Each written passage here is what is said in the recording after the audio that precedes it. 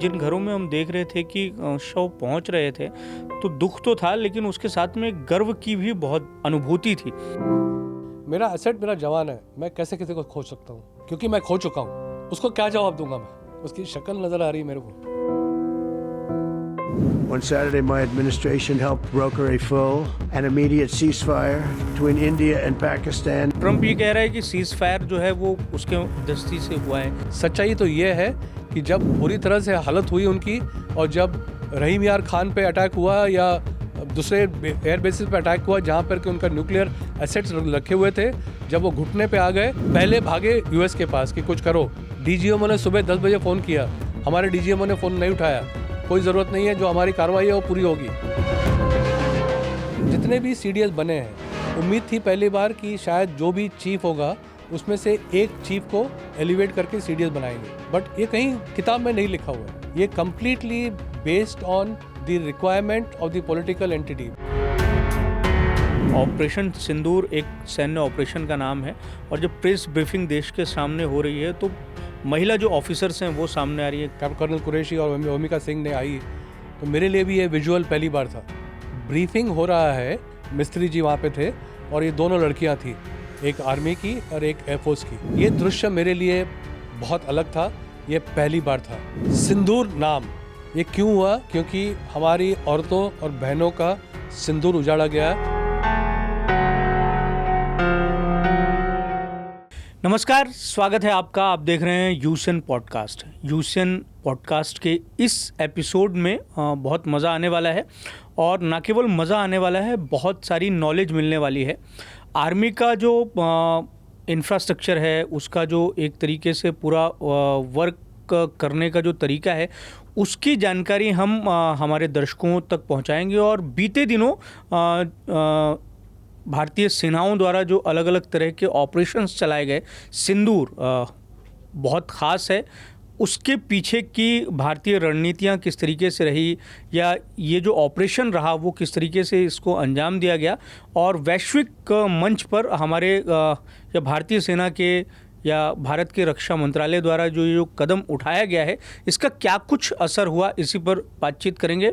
और पाकिस्तान पर तो ख़ास तौर से बातचीत होगी ही, क्योंकि जो हम इस तरीके की खबरें देखते हैं कि वो बार बार हमें आंख दिखाता है, हालांकि हर बार उसे मुंह की खानी पड़ती है। तो आज हमारे साथ हमारे स्टूडियो में जो गेस्ट मौजूद हैं वो बहुत ही ख़ास हैं, और लंबे समय तक उन्होंने भारतीय सेना में, थल सेना में अपनी सेवा दी है। और कारगिल जैसा जो युद्ध, जिसको हमारे देश का कोई भी व्यक्ति कभी नहीं भुला सकता, और इतिहास में एक तरीके से ये जो कारगिल की यशोगाथा है वो अमर है, उसमें उन्होंने सर्व किया है। हमारे साथ हमारे स्टूडियो में मौजूद हैं major general retired Anil Bamsar. Sir, आपका बहुत बहुत स्वागत है। धन्यवाद, बहुत बहुत शुक्रिया। सर, सबसे पहले तो सवाल मेरा आपसे यही है कि पाकिस्तान का जिक्र शुरुआत में ही हम कर लें तो बड़ा अच्छा होगा। पाकिस्तान क्यों बार बार हमें आंख दिखाता है? क्या उसकी इस तरीके की हैसियत है कि वो भारत जैसे देश को आंख दिखाए? और हाल ही में जो ऑपरेशंस हुए या युद्ध जो हुआ, उसमें पाकिस्तान को हमने बहुत करारी शिकस्त दी, बावजूद इसके इस तरीके से वो क्यों करता है हर बार? पाकिस्तान की आदत है, उसकी फितरत है। हिंदी में कहावत है, लातों के बूत बातों से नहीं मानते। सन 47 से लेके आज तक जितनी भी लड़ाइयाँ हुई हैं, जितने भी बार हम लोगों के बीच में कुछ झगड़ा हुआ है, पाकिस्तान ने मुंह की खाई है। सबसे बड़ा उदाहरण है 65 हो या 1971 हो। 71 के लड़ाई में जिस देश के 90,000 सैनिक अपने हथियार डाल दें किसी और देश के सामने, इससे बड़ी शर्मनाक बात नहीं हो सकती किसी भी राष्ट्र के लिए। ऐसा राष्ट्र जो इतनी झेलने के बाद भी कोशिश करता है, जैसे आपने कहा, आँख दिखाने का ज़रूरत करता है, जबकि अभी पूरी तरह से अंधा होने वाला है, बट फिर भी कोशिश करता है। वो चाहता है कि मैं किसी न किसी तरीके से भारत को नीचा दिखाऊं। ये उससे हो नहीं सकता। जब भी सामने आता है मार खाता है। ये वही बात है कि गामा पहलवान के सामने कोई चींटी आके कोशिश करे कि मैं कुछ करूं, ये नहीं हो सकता। क्योंकि पाकिस्तान के अंदर उनका एग्जिस्टेंस या जब उसका अस्तित्व तभी है जब एंटी इंडिया रेटरिक है। जैसे कि पाकिस्तान की सेना है, उसका कोई वाकिफ़ नहीं है उसका कोई औकात नहीं है जब तक कि भारत के खिलाफ कुछ ना कुछ वो बोलते रहें। जिस दिन भारत और पाकिस्तान के बीच में संधि हो जाएगी, दोस्ती हो जाएगी, पूरी तरह से पाकिस्तान की आर्मी ख़त्म हो जाएगी। आज की तारीख में जिसे वो लोग एस्टैब्लिशमेंट कहते हैं, वो सबसे सर्वोच्च है। जितनी भी चीज़ें चलती है पाकिस्तान में वो आर्मी के बदौलत चलती है, आर्मी के हुक्म से चलती है। और अगर आर्मी ख़त्म हो जाएगी, उनका अस्तित्व ख़त्म हो जाएगा, तो वो कहीं के नहीं रहेंगे। तो उनका एग्जिस्टेंस इसी पे डिपेंड करता है वो किस तरह से भारत के खिलाफ अपना रंग दिखाते रहें, और इसीलिए कोशिश करते हैं आग दिखाने की, लेकिन अभी जल्दी अंधे होने वाले हैं।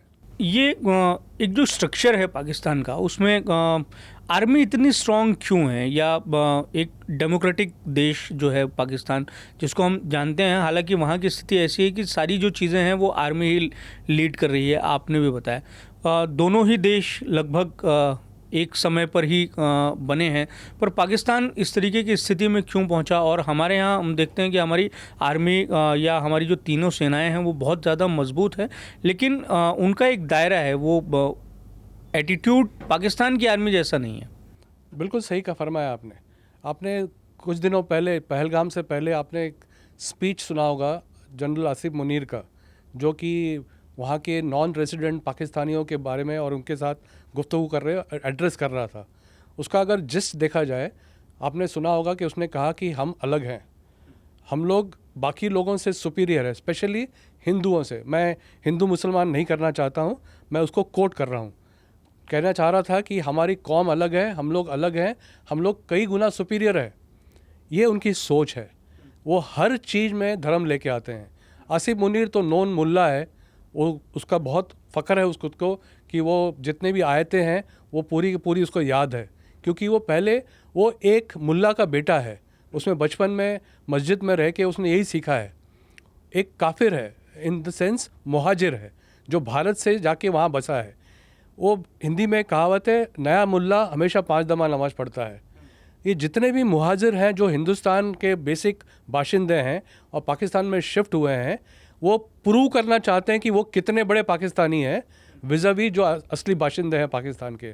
तो उनको हमेशा दिखाना पड़ता है कि मैं बाकी पाकिस्तानियों से ज़्यादा मेरे में फरवर है, ज़्यादा पेट्रियाटिज़म है, ज़्यादा देशभक्ति है, इसलिए ऐसी बातें करते हैं। आपने सही बिल्कुल फरमाया कि ये जो सोच में फ़र्क है पाकिस्तान आर्मी में, अभी पाकिस्तान में भी आर्मी, नेवी, एयरफोर्स हैं, बट जो पाकिस्तान की आर्मी है वो सबसे ज़्यादा स्ट्रॉन्ग है। जैसे अंग्रेज़ी में कहते हैं, they call all the shots. जितना भी जो कुछ भी हरकत होती है, पॉलिटिकल लेवल पे हो, ब्यूरोक्रेटिक लेवल पे हो, जुडिशरी लेवल पे हो, पाकिस्तानी आर्मी उसको कंट्रोल करती है। भारतीय सेना बिल्कुल लिहाजा है, इससे बिल्कुल अलग है, बिकॉज ये हमारा बॉन्डिंग है, हमारा सिस्टम है, हमारा अपब्रिंगिंग है। मैं एज अ फौजी ऑफिसर, मेरे जहन में भी नहीं आ सकता गलती से भी कि मैं कुछ गलत तरीके से काम करूं। हमारी फितरत में नहीं है, हमारी खून में नहीं है। मुझे पता है कि मैं इस भारत का एक सेवक हूं, मुझे अपने देश की रक्षा करनी है, और जो पॉलिटिकल लीडरशिप है वो मेरा मास्टर है, जो इलेक्टेड गवर्नमेंट है वो मेरा लीडर है। मैं वो जो हुक्म देंगे वो मैं पालन करूंगा, और मुझे पूरा यकीन है कि जो भी गवर्नमेंट ऑफ द डे होता है, इलेक्टेड गवर्नमेंट होती है, बिकॉज कंप्लीट डेमोक्रेटिक नेशन है, और वो वही गवर्नमेंट बनती है जो लोग चुन के भेजते हैं, तो जाहिर है कि वो गवर्नमेंट अच्छी ही होगी।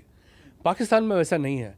पाकिस्तान में डिसाइड होता है इलेक्शन से पहले कि कौन सी पार्टी जीतने वाली है। अवामी लीग होगी या मुस्लिम लीग होगा या तहरीक हिंद होगा, पाकिस्तान होगा, ये सब पहले से डिसाइड होता है और नॉमिनेट होता है कि अच्छा इस बार इमरान खान प्राइम मिनिस्टर बनेंगे, इस बार नवाज शरीफ प्राइम मिनिस्टर बनेंगे, इस बार शहबाज शरीफ प्राइम मिनिस्टर बनेंगे। ये कम्प्लीटली रिग्ड है, और वहाँ का जो पॉलिटिकल पर्सनल्स हैं, जो लोग हैं, पॉलिटिशियंस हैं, वो कम्प्लीटली दबे हुए हैं।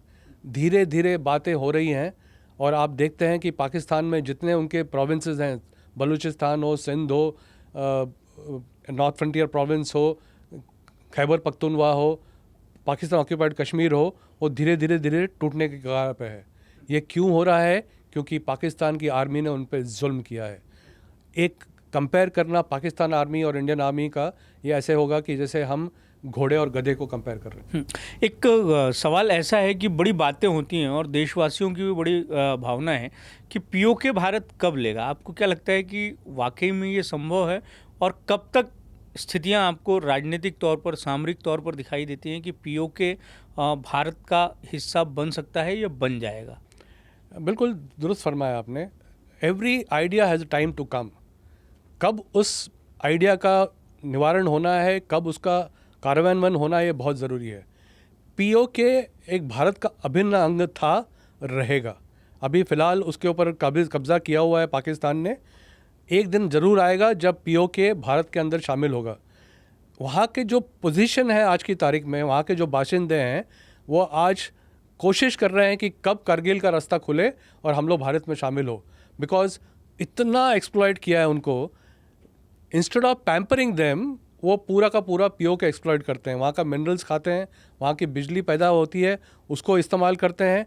वहाँ पे डेवलपमेंट कोई नहीं होता है। वहाँ पे कोशिश करते हैं कि पीओके हमेशा पिछड़ा रहे इस तरीके से, ताकि कि वहाँ पे अगर ज़्यादा प्रोग्रेस होता है, विकास होता है, तो लोग will come out in large numbers.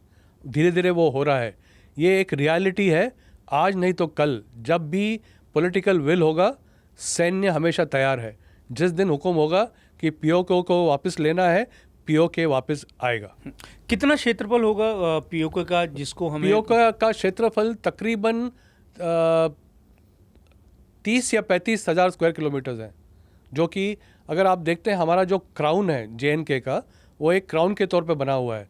तो क्राउन के जो वेस्टर्न पार्ट का टॉप एरिया है वो कम्प्लीटली पीओके में है। अगर आप जेएनके का मैप देखें, जो हमारे फ़िलहाल के बॉर्डर डिस्ट्रिक्ट्स हैं, वो है कुपवाड़ा, बारामूला, पुंछ, रजौरी, जम्मू, कठुआ, सांबा। ये बॉर्डर एरियाज़ हैं वेस्टर्न की तरफ। उसके बाद वहाँ पे मुजफ्फराबाद है।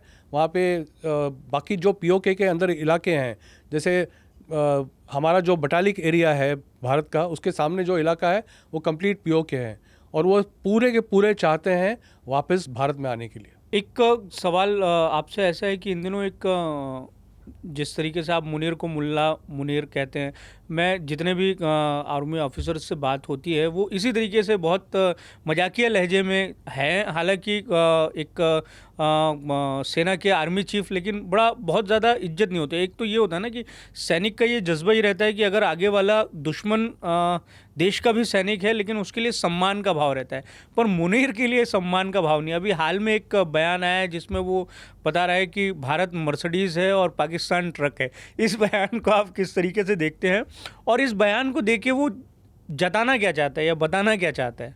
पाकिस्तान का जो आर्मी चीफ है आज की तारीख में, फील्ड मार्शल आसिफ मुनीर, मैं तो कहता हूँ वो फील्ड मार्शल है। और आपने जैसे बिल्कुल सही कहा, आपने देखा होगा कि इसके बारे में जितनी जिक्र होता है व्यंग में, वो किसी और चीफ के बारे में नहीं होता है। और ये भारतीय सेना की फितरत है कि हम दुश्मन को, वो भी सोल्जर है, वो भी जवान है, अपने देश के लिए लड़ रहा है, वो अपना ड्यूटी कर रहा है, मैं अपना ड्यूटी करता हूँ। आपने देखा होगा कारगिल लड़ाई के बाद भी, या 71 की लड़ाई के बाद भी, स्पेशली कारगिल लड़ाई के बाद भी, क्योंकि उनका स्टेटमेंट था कि ये जिहादी है, ये हमारे सैनिक नहीं है। जब उनके लोगों को मार गिराया गया, वो अपने लोगों का बॉडी लेके जाना नहीं चाहते। इससे बड़ी शर्मनाक बात क्या हो सकती है कि कोई देश अपने लोगों की, मरे हुए लोगों की बॉडी वापस लेके नहीं जा रहा है। जितने भी मरे हुए थे, हमारे धर्मगुरुओं ने उनका अंतिम संस्कार किया है, उनको दफनाया है अपने इलाके में। क्योंकि एक बार जो बंदा मर गया, जिसने शहीद हो गया, अपने देश के लिए अपने प्राण न्यौछावर कर दिए, उसके बाद उससे बड़ा और कोई सैक्रिफाइस हो नहीं सकता। वो उसने कर दिया है, उसको उसने कर दी, उसका रिस्पेक्ट करना बहुत ज़रूरी है। आप देखते हैं कि जब कोई POW भारत की तरफ से पाकिस्तान में जाता है, उसका क्या हालत करते हैं। एक एग्जाम्पल है सौरभ कालिया का, कैप्टन सौरभ कालिया, उसका छिन्न विछिन्न बॉडी टुकड़ों टुकड़ों में कॉफिन में भर के वापस आया था। एक जिसको आपने पकड़ लिया, जो निहत्ता है, उस पर क्या मर्दानगी दिखा रहे हैं आप? बट ये पाकिस्तान की फितरत है, उनको ये नहीं समझ में आता है। UN चार्टर वगैरह उनके लिए मायने नहीं रखता है। आपने बात की मर्सिडीज़ और इसके बारे में, अभी हाल ही में मुनीर को मौका मिला दूसरी बार US में जाने का, वहाँ पे सीनियर लोगों से मिला। और वो फ्लोरिडा में एक प्राइवेट डिनर में बोल रहा है। शायद मेरा कहना ठीक नहीं होगा, बट मुनीर की भाषा भी एक आम रास्ते पे चलने वाले नागरिक की भाषा है, और वो उसी तौर पे उसी एनालॉजी में बात करता है। उसने दो थोड़ी सीरियस बातें की और एक कोशिश किया मजाक किया में कुछ बोलने का, लेकिन उसके ऊपर अभी फ़िलहाल पूरे विश्व में और पाकिस्तान में थू-थू हो रही है।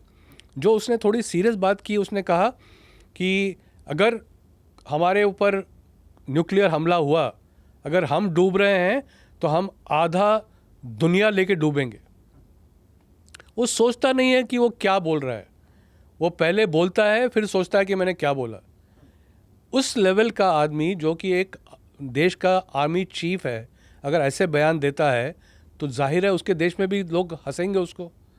नंबर 2, उसने बोला है कि जब भारत ने इंडस वाटर ट्रीटी को एबेंस में रखा है, बोलता है अगर भारत डैम बनाएगा मैं अपने मिसाइल से उसको उड़ा दूंगा और पानी पानी कर दूंगा। क्या इतना आसान है डैम को उड़ाना? बट वो बोल जाता है, वो सोचता नहीं है। और तीसरी बात जो आपने की, वो उसने कंपैरिजन किया कि भारत एक शाइनिंग मर्सिडीज़ है और जब रोड पे चलती है तब एक फरारी की तरह चलती है। उस बेवकूफ़ को ये नहीं पता कि मर्सिडीज़ किस क्लास की गाड़ी है, फरारी किस क्लास की गाड़ी है, खरीदने वाले किस टाइप के लोग होते हैं। कंप्लीटली दो डिफरेंट टाइप ऑफ पीपल वो बाय दैट। और ख़ुद को क्या बोला कि मैं एक ग्रेवल लिडन ट्रक हूँ, जो डंपर बोलते हैं या टिप्पर बोलते हैं, वो हूँ। और जब रोड पे चलेंगे और टक्कर होगी तो किसका नुकसान होगा ये पूरा जग जानता है। इस प्रकार के एग्जाम्पल देना, आप चीफ हो, हास्यास्पद है। इसीलिए उसके बारे में मीम बनते हैं, उसके बारे में कार्टून्स बनते हैं, उसके बारे में उसके देशवासी हंसते हैं। आपने अगर पाकिस्तान टीवी देखा होगा उसके बाद, या न्यूज़ चैनल क्लिपिंग्स देखे होंगे, उनके जितने भी नोन रिपोर्टर्स हैं या पॉलिटिशियंस हैं, पॉलिटिशियन तो कम बोलते हैं डर के मारे, नोन रिपोर्टर्स हैं, उन्होंने कहा है कि ये बंदा किस तरह से बात करता है। वो पूरा जोश में आ गया, उसको मौका मिला अमेरिका घूमने का, पता नहीं उसके मुंह से क्या क्या निकल गया। तो मुनीर पाकिस्तान को डुबो देगा ऐसा लगता है आपको? बिल्कुल डुबोएगा, और हमारे लिए अपना अच्छा काम करेगा वो। अच्छा, ये होता है कि सर कि आप जब सर्विस में रहे हैं या अब आप रिटायर हो गए हैं, तो जिस तरीके से आप मुनीर के बारे में टिप्पणियां कर रहे हैं, बात कर रहे हैं, अपने अनुभव को साझा कर रहे हैं, तो वहाँ के जो ऑफिसर्स होंगे उनसे किसी भी तरीके से संपर्क में रहता है व्यक्ति, और वहाँ के क्या कुछ हालात हैं, इनका एक तरीके से जानकारियाँ रखने का भी सिलसिला और काम होता है किन्हीं माध्यमों से? बिल्कुल होता है। हर देश, पाकिस्तान हो, हिंदुस्तान हो या कोई भी देश, दुश्मन के बारे में जानकारी रखना बहुत ज़रूरी है। आपको मैं एक छोटा एग्जांपल दूंगा, मैं पूरी बात ना करूं आज टीवी पे। कार्ड्स बनते हैं, कोई पर्सनालिटी कार्ड्स होते हैं, कोई ट्रेड्स होता है। तो जैसे अगर आसिफ मुनीर उनके चीफ हैं, फील्ड मार्शल आसिफ मुनीर, उनके बारे में कंप्लीट जानकारी होती है। किस प्रकार से रिएक्ट करेगा, किस प्रकार से बयान देगा, किस प्रकार से डिप्लॉयमेंट करेगा, और क्या कार्रवाई करने पे उसका रिएक्शन क्या होगा, या अगर प्रीएम्प्टिव एक्शन करता है तो उसकी काबिलियत क्या है। आज की तारीख में पाकिस्तान की कोई काबिलियत नहीं है। मतलब अगर वो कोशिश भी करता है तो मुंह की खाएगा, क्योंकि भारत के सामने उसका कोई अस्तित्व नहीं है। तो ये इसी प्रकार से जब वो लोग भी अपने सीनियर लीडर्स के बारे में या आर्मी ऑफिसर्स के बारे में या पॉलिटिशियंस के बारे में या ब्यूरोक्रेट्स के बारे में जो मैटर करते हैं, उनके बारे में पूरी जानकारी रखते हैं। और ये हर एक देश का हक है कि आप अपने दुश्मन को जानिए, उसको पहचानिए, ताकि आपको किस प्रकार से एक्शन लेना है या रिएक्ट करना है, ये आप पहले से ही प्लान कर सकते हैं। पर एक सवाल ये भी है कि पाकिस्तान आखिर इतना उछल क्यों रहा है? भारत वैश्विक मंच पर जाकर पाकिस्तान को एक्सपोज करता है, आतंकवादी गतिविधियों को लेकर जो है वो निशाना बनाता है और वैश्विक मंच पर पाकिस्तान की छवि को रखता है। बावजूद उसके हम देखते हैं कि पाकिस्तान बार बार इस तरीके से उछलता है। अमेरिका उसको वित्तीय मदद करता है, चाइना से उसको मदद मिल ही रही है, एक पोर्ट बन रहा है वो पाकिस्तान की मदद से जो है वो चाइना बना रहा है। तो ये जो सारी स्थितियां हैं, क्यों ऐसे देश को, ये हमारे जो पड़ोसी देश हैं, वो सपोर्ट कर रहे हैं? इसमें ईर्ष्या का भाव बहुत ज़्यादा है। भारत अगर प्रोग्रेस करे, भारत अगर ऊपर निकले, तो कई लोगों को देखा नहीं जाता। स्पेशली जो एक्सेस बनता है, 3 नॉन बिग कंट्रीज़ हैं, एक यूएस है, एक चाइना है, एक रशिया है। इनके अलावा कोई ऊपर आए दिखाई नहीं पड़ता या देख नहीं पाते हैं। तो काउंटर वेलिंग फैक्टर क्या है हिंदुस्तान के लिए? सबसे बड़ा काउंटर वेलिंग फैक्टर है पाकिस्तान और चाइना।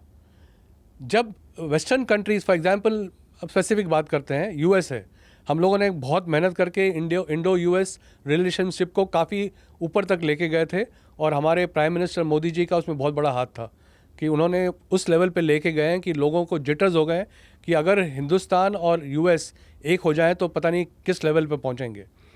बट यूएस को भी पेट में दर्द होता है कि भारत इतना तरक्की कर रहा है और भारत अगर इंडिपेंडेंट हो गया, आपने देखा है रुपी भी इंटरनेशनल करेंसी बन गया है। मिडिल ईस्ट में आज रुपी आप इस्तेमाल करते हैं तो आपको करेंसी चेंज करने का ज़रूरत नहीं है, एक्सेप्ट करते हैं। अमेरिका चाहता है कि डॉलर के अलावा कोई भी करेंसी जग में ना चले, वो रूबल हो या जो मर्जी हो, वर्चस्व सिर्फ डॉलर का रहेगा। पाउंड हो या यूरो हो, उसके बारे में कोई जिक्र ना करे। तो कैसे भारत पे दबाव बना जाए? भारत पे दबाव तभी बना जाएगा जब पाकिस्तान को ऊपर उठाया जाएगा। आपने देखा कि जब पाकिस्तान को एकदम लो लेवल पे चले गए थे, उनकी खुशकिस्मत है या खुशकिस्मती है कि उनके समय पे अभी ट्रंप वहाँ पे प्रेसिडेंट बने हैं। प्रेसिडेंट ट्रंप एक मैवरिक है, वो कब क्या बोल जाएगा, किस दोस्त को कब पीछे से लात मार देगा, वो उसी को पता है। तो उसके लिए आज की तारीख में पाकिस्तान को प्रॉप अप करना बहुत इंपॉर्टेंट है ताकि वो हिंदुस्तान को दबा के रखे। चीन के साथ वो ओपनली दोस्ती नहीं करना चाहता है क्योंकि वो जानता है कि चीन के ऊपर कोई भी भरोसा नहीं कर सकता है। चीन एक ऐसा देश है, उसके ऊपर फुल फेथ कभी भी नहीं करना चाहिए। हम लोगों ने देखा है राइट फ्रॉम 47 ऑनवर्ड्स, आपने देखा है एक ऑल वेदर फ्रेंड जो भारत का है वो सिर्फ रशिया है। अर्स्ट वाइल यूएसएसआर, अभी रशिया। उन्होंने हमारा हमेशा साथ दिया है इन ऑल रिस्पेक्ट्स, वो इकोनॉमिकली हो, वो सपोर्ट हो, वो लॉजिस्टिक्स हो, वो वेपन्स हो, वो पॉलिटिकल हो, हर चीज़ में रशिया ने हमको सपोर्ट किया है। चाइना फेयर वेदर फ्रेंड है। चाइना के ऊपर भरोसा करना, हिंदी चीनी भाई भाई जो 62 में हुआ था, हमने देखा उसके बाद क्या हुआ। हम देखते हैं सुंदरांशु में क्या हुआ, हमने देखा गलवान में क्या हुआ। आज का भारत 62 का भारत नहीं है। आज के तारीख में पूरे वर्ल्ड को पता है जो कि एक चाइनीज़ सोल्जर ऑलमोस्ट इनविंसिबल हो गया था कि इसको कोई उखाड़ नहीं सकता है। भारत ने दिखा दिया है कि भारतीय जवान क्या कर सकता है। तो जो इनविंसिबिलिटी फैक्टर था चाइना का, वो भी ख़त्म हो गया है। तो आपने जैसे सही पूछा कि पाकिस्तान क्यों उछल रहा है, पाकिस्तान को ये मौका है, उसको मौका मिला है और उस मौका दिया जा रहा है कि आप उछलो ताकि हिंदुस्तान को दबा के रखा जाए। भारत के इर्द गिर्द सबसे बड़ा दुश्मन आपको क्या लगता है कि कौन है? पाकिस्तान, चाइना, बांग्लादेश या और बाहर की शक्तियां जो इनकी मदद कर रही हैं, और इनको किस तरीके से एड्रेस किया जाना चाहिए? और मौजूदा सरकार जो काम कर रही है, आपको लगता है कि वो सही ढंग से काम कर रही है? आपने बिल्कुल सही फरमाया। अगर आप चाइना की बात करें, हम लोग एक एक करके बात करते हैं। चाइना की बात करें तो चाइना एक ऐसा देश है जिसने अपने जितने भी उनके नेबरिंग कंट्रीज़ हैं उनके साथ सुलह कर ली है। या तो अंडरस्टैंडिंग हो गया है, कोई लैंड डिस्प्यूट था, कोई टेरिटरी डिस्प्यूट था, वो रिजॉल्व कर दिया है। सिर्फ एक ही देश है भारत जिसके साथ वो रिजॉल्व नहीं करना चाहता। अरुणाचल प्रदेश हो, ऑक्यूपाइड टेरिटरीज हो, तिब्बत हो, सिक्किम हो, वो बोलता है कि ये लैंड मेरा है। वो कोशिश करता है कि किसी तरह से भारत को हमेशा टोकता रहे। जितने भी बाकी देश हैं उनके साथ, सबके साथ वो दोस्ती करता है। और आपको याद है कुछ साल पहले बात होती थी pearl of string of pearls, मतलब कहा जाता था कि पूरे भारत को उन्होंने घेर रखा था, राइट फ्रॉम बांग्लादेश, श्रीलंका, पाकिस्तान, और ऊपर से चाइना ऑलरेडी एग्जिस्टिंग था। जो हमको कहते थे, हम लोग कहते थे रिंग ऑफ थॉर्न्स, मतलब कांटों की सेज थी। वो कहते थे pearl, ring of pearls, but हमारे लिए कांटा था। हमारे लिए, जैसे आपने कहा, दुश्मन कौन कौन है, क्लियर अंडरस्टैंडिंग है। दुश्मन अगर वेस्टर्न बॉर्डर्स पे है तो वो पाकिस्तान है, अगर ईस्टर्न और नॉर्दर्न बॉर्डर्स पे है तो वो चाइना है। अभी आप देख रहे हैं बांग्लादेश। कई ऐसे मुल्क होते हैं जो एहसान फरामोश होते हैं। 71 में जो भारत ने उनके लिए किया, उनको एक अलग देश बना के दिया। उनके ऊपर जो जुल्म वेस्ट पाकिस्तान ने किया, उस समय अर्स्ट वाइल ईस्ट पाकिस्तान के ऊपर, वो सब भूल गए हैं। एक थियरी ये भी है कि जब देखा कि शेख हसीना वहाँ पे काफ़ी स्ट्रांग हो रही थी, तो जो डीप स्टेट होता है, स्पेशली यूएस स्पॉन्सर्ड, उन्होंने वहाँ पे कू करके शेख हसीना को भगा दिया और पिछले अगस्त में भाग के हिंदुस्तान में आ गई और वहाँ पे अभी केयर टेकर गवर्नमेंट बना रखी है, जो भी कोशिश कर रहा है कि अभी वहाँ पे अपराइजिंग फिर शुरू होने वाला है, क्योंकि वहाँ पे देखते हैं कि ये केयर टेकर गवर्नमेंट भी गवर्नमेंट नहीं बना रहा है। अब वो उसने शायद डिक्लेयर किया है कि फरवरी 26 में वो इलेक्शन करवाएगा।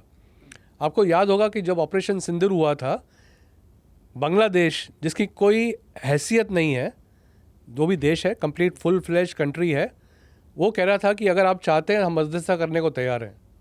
मतलब ऐसे ऐसे लोग भी बोलना शुरू कर दिए जिनका कोई वजूद नहीं है। अलग बाकी जो दो देश हमारे इर्द गिर्द हैं वो है नेपाल और भूटान। ये दोनों देश थोड़े स्टेबल हैं। Bhutan is completely in favour of India.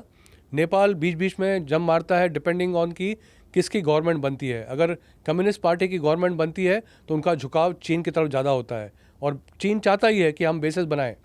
चीन का एक तरीका बहुत अच्छा है, वो हर एक देश में जाके इन्वेस्टमेंट करता है और इतना पैसा पोर करता है कि उसको पता है या तो वो डेट में चले जाएंगे। उन्होंने श्रीलंका का क्या हाल किया था हम सब ने देखा है। शुक्र है श्रीलंका उभर के आया, बिकॉज श्रीलंका भारत के शरण में आया है और भारत ने उनको काफ़ी एड दिया है और उनको दोबारा रास्ते पे लेके आए हैं। वही हाल उन्होंने पाकिस्तान में किया है, कंप्लीट ऑक्यूपाई कर दिया। पाकिस्तान ने बेलोवेंट बन के हमारा इलाका उनको हैंड ओवर कर दिया है सियाचिन के ईस्ट में। तो ये जो देश अपने नेबरिंग कंट्रीज़ है, plus Sri Lanka at the south, Sri Lanka के साथ फिर भी हमारे संबंध ठीक है, लेकिन मेरी एडवाइस है कि किसी भी देश के साथ हमेशा सतर्कतापूर्ण बर्ताव होना चाहिए और कब कौन कैसे बिहेव करेगा इसका आकलन करते हुए हमने आगे बढ़ना चाहिए। इन देशों में जो अलग अलग तरह के जो पॉलिटिशियन हैं और पॉलिटिकल पार्टीज़ हैं, क्या उन पर भी बहुत हद तक निर्भर रहता है कि भारत के साथ में किस तरीके से संबंध रहेंगे? जैसे बांग्लादेश की स्थिति हम वहाँ देख रहे हैं, धार्मिक कट्टरपंथ जो है वहाँ पर इन दिनों चरम पर है। जब तक शेख हसीना थी वहाँ, तब भारत के साथ में बहुत अच्छे रिश्ते थे। उन्हें शरण भी लेनी पड़ी तो भारतीय सरकार ने उन्हें मदद की, और शेख हसीना जब तक सत्ता में रही तब तक इस तरीके की कोई दिक्कतें नहीं रहीं। भारत के साथ में बहुत मैत्रीपूर्ण संबंध रहे। बिल्कुल सही कहा। 1970 में शेख मुजीबुर रहमान थे जो शेख हसीना के पिताजी थे। वो आर्किटेक्ट है बांग्लादेश बनने के लिए और उसको लोग पूछते थे। बट ऐसा क्या हो गया सडनली कि एक टाइम ऐसा आया कि शेख हसीना को भागना पड़ा। जितनी मुजीबुर रहमान की जितनी पोर्ट्रेट्स थी, उनके स्टैचूज़ थे, उनको गिरा दिया। ये हमने देखा था जो यूएसएसआर जब टूटा था, लेनिनग्राद में लेनिन की स्टैचूज़ तोड़ तोड़ के फेंकी गई थी। ये अपराइजिंग होता है, बट ये स्पॉन्सर्ड होता है, ये किया जाता है। एम होता है कि किस प्रकार से, इसमें पाकिस्तान का बहुत बड़ा हाथ है, क्योंकि पाकिस्तान को पता था कि जब तक शेख हसीना वहाँ पे काबिज रहेगी या गवर्नमेंट में रहेगी, उसका झुकाव भारत की तरफ होगा। बिकॉज शेख हसीना को पता है कि भारत ने उनके लिए क्या किया है और उनके लिए क्या कर रहा है। निरंतर हर साल लगातार उनके साथ मदद कर रहा है। जो शेख खालिदा जिया है वो कम्प्लीटली अगेंस्ट है शेख हसीना के, और वो चाहती है, उसका झुकाव पाकिस्तान की तरफ है। तो चाहते थे किसी तरह से पाकिस्तान के अंदर ऐसा कोई गवर्नमेंट बने, करेक्शन बांग्लादेश में ऐसा कोई गवर्नमेंट बने कि जो पाकिस्तान की तरफ झुका हो। आपने देखा है जैसे ही ये हुआ, पाकिस्तान के लिए फ्री वीज़ा हो गया। वीज़ा की ज़रूरत नहीं है, वीज़ा ऑन अराइवल है पाकिस्तानियों के लिए। भारत का एयर स्पेस बंद कर दिया। क्यों? क्योंकि गवर्नमेंट वहाँ पे जो प्लांट की गई है वो उनका एंटी इंडिया रेटोरिक है। उसकी हिम्मत देखो बांग्लादेश की कि हम जो चिकन नेक है उसको काट के बांग्लादेश में शामिल कर लेंगे। वो जानता नहीं है कि उसके जो 3-4 चिकन नेक है काट देंगे तो बॉडी भी नहीं बचेगी। बट हिंदुस्तान ये कार्रवाई नहीं करता है। हिंदुस्तान एग्रेसर नहीं है। हिंदुस्तान लैंड ग्रैबिंग में नहीं जाता है, बट वो अपना लैंड 1 इंच भी छोड़ने को तैयार नहीं है और ना ही छूटेगा। यही एग्जाम्पल आपने देखा श्रीलंका में हुआ। जब गवर्नमेंट चेंज हो गई, हाथ पैर मारना शुरू कर दिया, हिंदुस्तान के खिलाफ बोलना शुरू किया, फिर रियलाइज़ किया कि भाई हिंदुस्तान के सिवा अपना बिग ब्रदर कोई नहीं है, इनके पास पहुंचना ज़रूर है। एक छोटा सा देश जो मालदीव्स है, वो भी मुजीज़ू जब वहाँ पे प्रेसिडेंट बना, उसने भी जम मारना शुरू कर दिया। भारतीय जो बेसेस थे वहाँ पे, जो कि उनकी मदद करने गए थे, जो हेलीकॉप्टर्स उनको दिए थे, ग्रेटिस फ्री में दिए थे उनकी मदद करने के लिए, बोला नहीं लेके चले जाओ। और फिर जब उसने रियलाइज़ किया कि चाइना ने जो प्रॉमिस किया था वो नहीं हो पा रहा है, फिर हमारे प्रधानमंत्री जी को उन्होंने चीफ गेस्ट के तौर पे बुलाया उनके नेशनल डे पे और उनको सम्मान किया, बिकॉज उनका जो हालत हुआ था, जब उनका tourism is the only source of revenue generation, वो जब बंद हो गया, हाहाकार मच गया, तो उन्होंने रियलाइज़ किया कि भारत के सिवा नहीं हो सकता है। भारत बहुत बड़ा है, भारत के साथ पंगा लेने के दिन ख़त्म हो गए। अभी जो पंगा लेगा वो मुँह की खाएगा। मौजूदा दौर में जो हमारी सरकार है उसकी कूटनीति, उसकी सामरिक नीतियाँ जो हैं, उसको आप किस तरीके से देखते हैं? आपने मालदीव का जिक्र किया, तो जिस तरीके से आपने बताया कि उसका जो पूरा का पूरा इकोनॉमी है वो टूरिज़्म पे चलता है, तो प्रधानमंत्री अंडमान निकोबार की फ़ोटो डाल देते हैं और मालदीव जाना देश के लोग बंद कर देते हैं, तो वो उसकी इकोनॉमी जो है वैसे ही डंप हो जाती है। तो इस तरीके के कई तरह के प्रयास जो है होते हुए हमें दिखाई देते हैं। तो इस समय मौजूदा दौर में विदेश नीति आप किस तरीके से देखते हैं?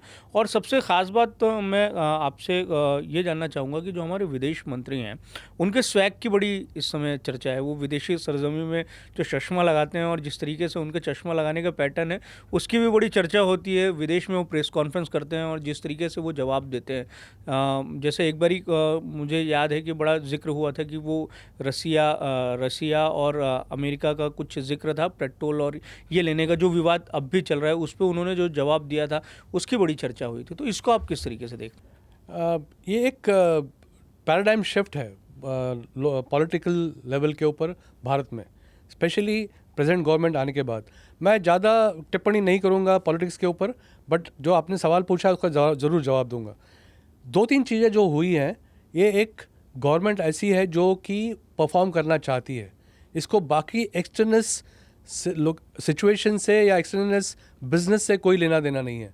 कोई आता था, पैसे बनाता था, घर जाता था, वो सब इनके बस की बात नहीं है, उनके डीएनए में नहीं है। अभी आपने देखा कि पहली बार पॉलिटिकल लेवल पे इस देश में अपना फॉरेन मिनिस्टर एस जयशंकर, जो कैरियर डिप्लोमेट था, फॉरेन सेक्रेटरी रह चुका है भारत का, पूरा उसको जानकारी है पूरे विश्व के बारे में, और राजनीतिक फॉरेन मिनिस्ट्री में कैसे करना है उसको जानकारी है। हरदीप सिंह पुरी, जो कि एक कैरियर डिप्लोमेट थे, वो भी फॉरेन मिनिस्ट्री के नुमाइंदे थे, सीनियर ऑफिसर थे, और अश्विनी वैष्णव जो कि एक टेक्नोक्रेट है। इन तीनों को लाके 3 मेजर पोर्टफोलियोज उन्होंने दिया है। वरना क्या होता था, कोई ना कोई पॉलिटिशियन जो एमपी बन गया है वो मिनिस्टर बनता है और कोशिश करता है कि अपनी तरफ से मैं काम करूं। इन्होंने ऐसे लोगों को लगाया है जिसको ऑलरेडी एक्सपीरियंस है। अपने जिक्र किया एस जयशंकर का, और जब बात हुई थी स्टॉकहोम में, वो इंटरव्यू हुआ था, उस लेडी ने पूछा था कि आप ऑयल लेते हैं रशिया से, और रशिया और यूक्रेन का युद्ध चल रहा है, पूरे दुनिया में इसकी बारे में चर्चा होती है कि रशिया अग्रेसर है, और आप ओपनली रशिया के बारे में बात करते हैं। तो उस समय एस जयशंकर ने बिल्कुल सही कहा था कि जब भारत करे तो गलत, और कोई करे तो सही है। जब और कोई करता है तो बोलते हैं कि ये देश की रिक्वायरमेंट थी, अगर हम करते हैं तो बोलते हैं कि आप एक देश की सुरक्षा कर रहे हैं या उनका साइड ले रहे हैं जो एग्रेसर है। ये कॉलिंग द ब्लफ बहुत हो गया, ये अब नहीं चलेगा। और ये क्यों बोल पाते हैं? क्योंकि आज वो standing in the strength of position पे है, वो उस पोजीशन से बात करते हैं जहाँ पर की स्ट्रेंथ है।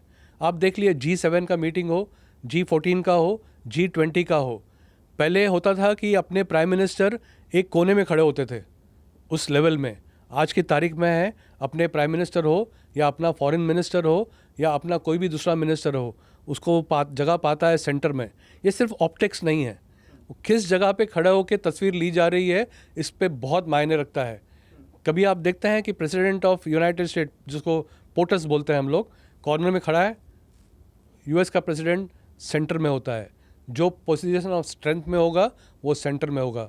आज की तारीख में भारत, बिकॉज ऑफ इस पॉलिटिकल विल, पूरे विश्व के पॉलिटिकल सिनेरियो में सेंटर में है। आज भारत सेंटर ऑफ ग्रेविटी है। अगर आज ट्रम्प टैरिफ, इतना हल्ला हो रहा है भारत के खिलाफ कि 25+25 लगा देगा, क्यों हो रहा है?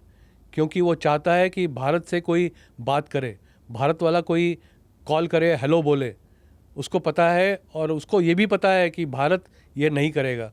वो जानता नहीं है कि वो किसके साथ डील कर रहा है।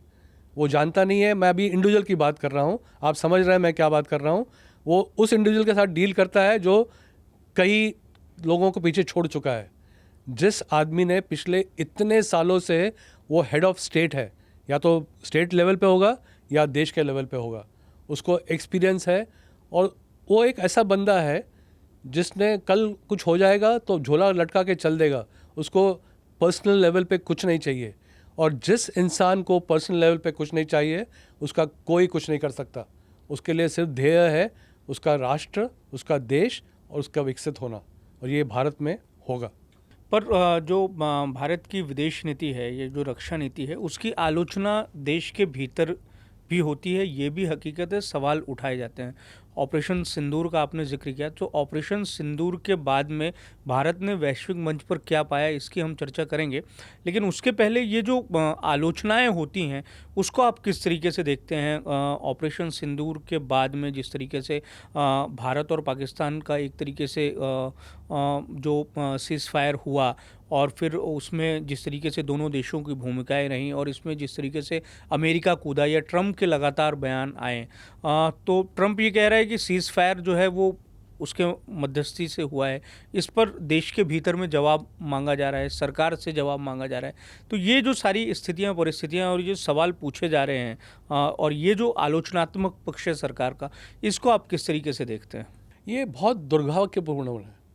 जब एक बार डिक्लेरेशन किया, मैं कह सकता हूँ कि हमारी सेना झूठ नहीं बोलती कभी भी। जब एक बार सेना ने बोला है कि ये इस प्रकार से हुआ है, ये रिज़ल्ट है, उसके बाद शक करने की गुंजाइश बहुत कम रहती है, क्योंकि हम लोग गलत चीज़ें रिपोर्टिंग नहीं करते हैं, गलत चीज़ें नहीं बताते हैं। ये एक बहुत दुर्भाग्य है हमारे देश का कि विपक्षता करने के लिए ही कुछ ना कुछ करता रहता है। कि मैंने अगर स्टेटमेंट दिया कि भारत महान देश है, तो ज़रूर बोलेगा नहीं नहीं, भारत महान नहीं है। अगर आप इस लेवल पे उतर के अगर आप विपक्ष के तौर पे करते हैं, आप कंस्ट्रक्टिव अपोजिशन बनिए, आप ऐसे सुझाव दीजिए जिससे कि आप देश को ऊपर लेके जाते हैं। हम लोग या ये जो पॉलिटिकल लेवल्स हैं, ये दुश्मन नहीं है, इनका जो सोच विचार है उसमें फ़र्क हो सकता है। बट अगर एम आपका देश है, आपका राष्ट्र है, तो आप कभी गलत तरीके से बात नहीं कर सकते हैं। आपने देखा पार्लियामेंट में क्या हो रहा है, 16 घंटे का टाइम दिया था दोनों राज्यसभा और लोकसभा के अंदर डिस्कशन करने के लिए, बढ़ने ही नहीं देते हैं। फिर बोलते हैं कि बताना नहीं चाहते हैं। और किस बात पे अटके थे कि अपना नुकसान कितना हुआ। अरे भाई, जब लड़ाई होगा तो नुकसान दोनों देश का होता है, ये अंडरस्टूड है, ये होना ही है। ऐसा कभी नहीं हो सकता कि आप कहते हैं कि मेरा कोई नुकसान नहीं हुआ। नुकसान तो होता है। एंड स्टेट में देखा जाता है कि किसका नुकसान ज़्यादा हुआ, किसको तकलीफ ज़्यादा हुई, जिसकी इकोनॉमी ख़त्म हुई, किसका इंफ्रास्ट्रक्चर ख़त्म हुआ, किसका वेपन सिस्टम डिस्ट्रॉय हुए। आप उसको गिनती कीजिए। You must count your winnings, you must not count your losers. और लड़ाई एक ऐसी चीज़ है, उसमें सिल्वर मेडल नहीं होता है, यू हैव टू विन, उसमें गोल्ड मेडल ही आपको मिलना है। तो ये जो अपोजिशन करता है, स्पेशली हर चीज़ में पॉलिटिक्स लेके आते हैं, ये बिल्कुल गलत है। फिर आपने कहा कि अमेरिका ने ऑपरेशन सिंदूर में कोशिश किया कि बताने के लिए कि मैंने सीज़ फायर किया, और पूरा अपोजिशन खड़ा होकर बोलता है कि तुमने कुछ नहीं किया, यूएस ने सीज़ फायर किया। Let's say for a minute accept करते हैं कि अमेरिका ने सीज़ फायर किया, जो कि कम्प्लीटली गलत है, इसके बारे में मैं बाद में जिक्र करूँगा। लेट्स से उन्होंने किया, तो इसमें बुराई की क्या चीज़ है? किसी ने मदद किया रोकने के लिए। जो उन्होंने कुछ नहीं किया, ये भी बात उतनी सच है। सच्चाई तो ये है कि जब बुरी तरह से हालत हुई उनकी, और जब रहीम यार खान पे अटैक हुआ या दूसरे एयर बेसिस पे अटैक हुआ जहाँ पर कि उनका न्यूक्लियर एसेट्स रखे हुए थे, जब वो घुटने पे आ गए, पहले भागे यूएस के पास कि कुछ करो। उन्होंने बोला भैया मैं कुछ नहीं कर सकता हूँ, आप भारत के पास जाइए। डीजीएमओ ने सुबह 10 बजे फ़ोन किया, हमारे डीजीएमओ ने फ़ोन नहीं उठाया। कोई ज़रूरत नहीं है, जो हमारी कार्रवाई है वो पूरी होगी। 3:30 बजे जब उठाया, और तब उसने कहा कि सीज़ फायर के बारे में बात करते हैं, तो भारत ने कहा कि ठीक है, हमारा जो पॉलिटिकल या हमारा स्टेटेड एम था, हमारा हो चुका है, हम लोग रुकने के लिए तैयार हैं। अगर आप रिटेलिएट करेंगे, हम छोड़ेंगे नहीं आपको। 5:30 बजे जब सीज़ फायर अनाउंस हुआ, उसके बाद भी सीज़ फायर वॉल्यूशन हुआ पाकिस्तान की तरफ से, उसका जवाब दिया गया। 5 बजे ट्रंप साहब ट्वीट करते हैं कि मैंने दोनों से बात की और बोला है कि आपके साथ दोनों साथ मैं बहुत कुछ ट्रेड करने वाला हूं, और ट्रेड की वजह से हम लोगों ने लड़ाई रोक दी। ये कितना हास्यास्पद है। जब पार्लियामेंट में प्राइम मिनिस्टर ने बोल दिया कि पूरे दौरान आई थिंक 16 या 18 जून को पहली बार वाइस प्रेसिडेंट वांस ने कॉल किया था, that is the only communication which happened. अगर ये सब बोलने के बाद, और आपके पास कॉल लॉग्स हैं, आप पता कर सकते हैं कि प्रेसिडेंट से बात हुआ कि नहीं हुआ। ये कंप्लीटली इररिलेवेंट है। ये ट्रम्प की आदत है, शूटिंग ऑफ द हेड। वो जो मन में आता है बोलता है और रोज़ अपने बयान चेंज करता है। ये एक और रीज़न है कि जो भारत के खिलाफ वो खिसियाया हुआ है कि मुझे भारत क्रेडिट नहीं दे रहा है। जिस दिन पाकिस्तान के चीफ ने और बाकी पॉलिटिकल लीडरशिप ने रेकमेंड किया है ट्रम्प को नोबेल प्राइज़ के लिए, नोबेल प्राइज़ फॉर पीस, उसी दिन ट्रम्प ने ईरान पे हमला कर दिया। फिर थू हुई पाकिस्तानियों की अपने ही देश में कि हमारे फ्रेंड दोस्त नेशन के ऊपर हमला कर रहा है और आप ट्रम्प को नोबेल प्राइज़ दे रहे हो। तो ये बहुत दुर्भाग्यपूर्ण है कि हमारा अपोजिशन करने के लिए अपोजिशन करता है। ये नहीं होना चाहिए। पर ये भी आरोप लगाए जा रहे हैं कि देश की जो सरकार है वो वस्तु स्थिति को छुपा रही है। नुकसान जितना बताया जा रहा है उससे बहुत अधिक देश में हुआ है। ये गलत है। कोई भी देश कुछ नहीं छुपा सकता। आज की तारीख में इतना ओपन मीडिया है, या इतना कहते हैं इंटेलिजेंस में 95% of intelligence is available in open market. आपको सिर्फ 5% ढूंढना पड़ता है। नुकसान हुआ है, ये इम्पॉसिबल है कि नुकसान नहीं होगा, बट क्या ज़रूरत है बोलने की? जब देश को पता है कि भारत विक्टोरियस है, जीता है, पाकिस्तान का कितना नुकसान हुआ है, आपको क्या हासिल होगा पता करने से कि 2 राफेल गिरे हैं, या एक मिग गिरा है, या एक मिराज गया है, या सिखोई गया है, या कोई और जहाज़ गया है? इससे क्या फ़र्क पड़ेगा? कोई फ़र्क नहीं पड़ता है। फ़र्क कब पड़ेगा? जब सोल्जर की मृत्यु होती है। इक्विपमेंट कोई भी वापस आ सकता है, इंसान वापस नहीं आता है। और एक इंसान के पीछे उसकी फैमिली होती है, उसके रिश्तेदार होते हैं, उसको चाहने वाले होते हैं। वो बंदा जो चला गया वापस नहीं आता है। वो जो नुकसान होता है उसकी भरपाई करना बहुत मुश्किल है। इक्विपमेंट आज है, कल फिर आ जाएगा, आज नहीं है, कल फिर आ जाएगा। इसके ऊपर आंसू बहाने का कोई ज़रूरत नहीं है। नुकसान तो होगा।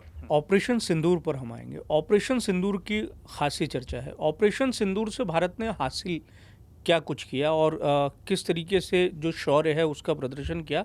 और जब हम ऑपरेशन सिंदूर की बात करेंगे तो उसमें एक नागपुर जो है वो बड़ा महत्वपूर्ण एस्पेक्ट हो जाता है। नागपुर में बना हुआ जो शस्त्र है उसकी टेस्टिंग हुई और वो बड़ा उसकी एक्यूरेसी 100% पाई गई। तो ऑपरेशन सिंदूर को आप किस तरीके से देखते हैं, या भारत ने किस तरीके की शक्ति जो है वो प्रदर्शित की? क्योंकि पाकिस्तान के खिलाफ तो इसके पहले भी युद्ध हुए हैं। कारगिल का जो युद्ध हुआ उसकी भी बड़ी चर्चाएं हुई हैं, अब तक होती है।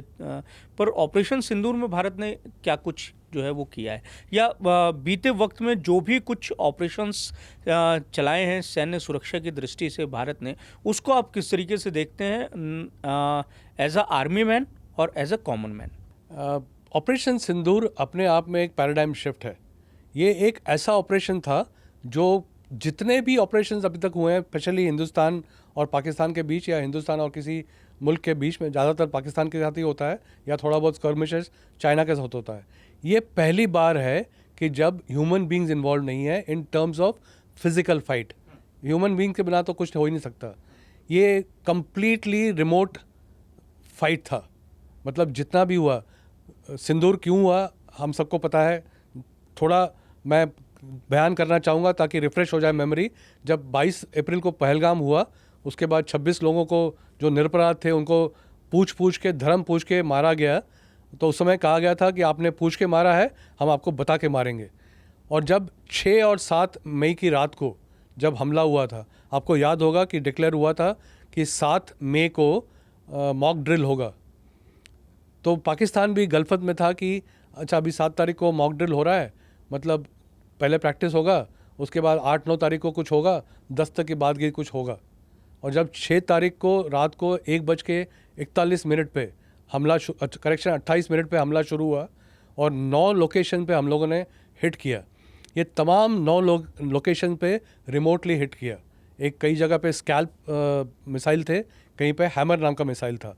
वो अचूक, अभेद्य और ऐसे लोकेशन में हिट किया जो कि दुश्मन के टेररिस्ट ऑर्गेनाइजेशन के या तो बेसिस थे लॉजिस्टिक बेसिस थे या उनके रहने की जगह थी या उनके ट्रेनिंग एरियाज़ थे। वो फिर भावलपुर हो, मुरिद के हो या और भी जगह हो, सियालकोट हो, ये नॉर्थ से लेके साउथ तक मतलब पीओके से लेके सिंध एरिया तक तकरीबन 9 इलाकों में हिट किया और तमाम हिट कारगर हिट थे। आपने वीडियो देखे होंगे, जैसे भावलपुर जो 100 किलोमीटर अंदर हिट किया, वो जो स्कैल्प मिसाइल है जो पेनिट्रेशन करके हिट करता है, उसको स्टॉर्म शैडो भी बोलते हैं यूके के अंदर। उसने जब हिट किया, उसकी खासियत यह है कि वो हिट करने के बाद उसमें डिले फ्यूज़ होता है, वो पेनिट्रेट करता है और अंदर जाके फटता है, तो जिससे कि कोलैटरल डैमेज बहुत अधिक होता है। और आपने देखा है कि पिन पॉइंट टारगेट हिट किया हम लोगों ने, ऑल 9 प्लेसेस। पाकिस्तान को पता ही नहीं लगा कि हुआ क्या। और बाद में शरीफ ने खुद ऐलान किया था कि मुझे बताया गया कि रात को 2:30 बजे या 3 बजे कॉल करके आशिफ मुनीर ने कि हमला हो गया है। उनको उम्मीद नहीं थी। ऑपरेशन सिंदूर का एक और तरीका था, उन्होंने कई ड्रोन्स का उन्होंने अटैक किया immediately at the retaliation, because उनको कोई और अल्टरनेटिव था ही नहीं। उसके देश वाले बासिंदे बोल रहे थे कि आप क्या कर रहे हो, हिंदुस्तान का कार्रवाई करके चला गया। हिंदुस्तान ने 9 जगह अटैक किया, वक्फा लिया, होल्ड किया। जब पाकिस्तान ने तकरीबन पूरे नॉर्थ से लेके वेस्टर्न बॉर्डर्स के ऊपर drone attacks, missile attacks, P-35 missiles हैं जो चाइना से लिया है। एक बात मैं जिक्र करना चाहूँगा, चाइना का जितना इक्विपमेंट है अनप्रूवन है, वो किसी लड़ाई में आज तक इस्तेमाल नहीं हुआ।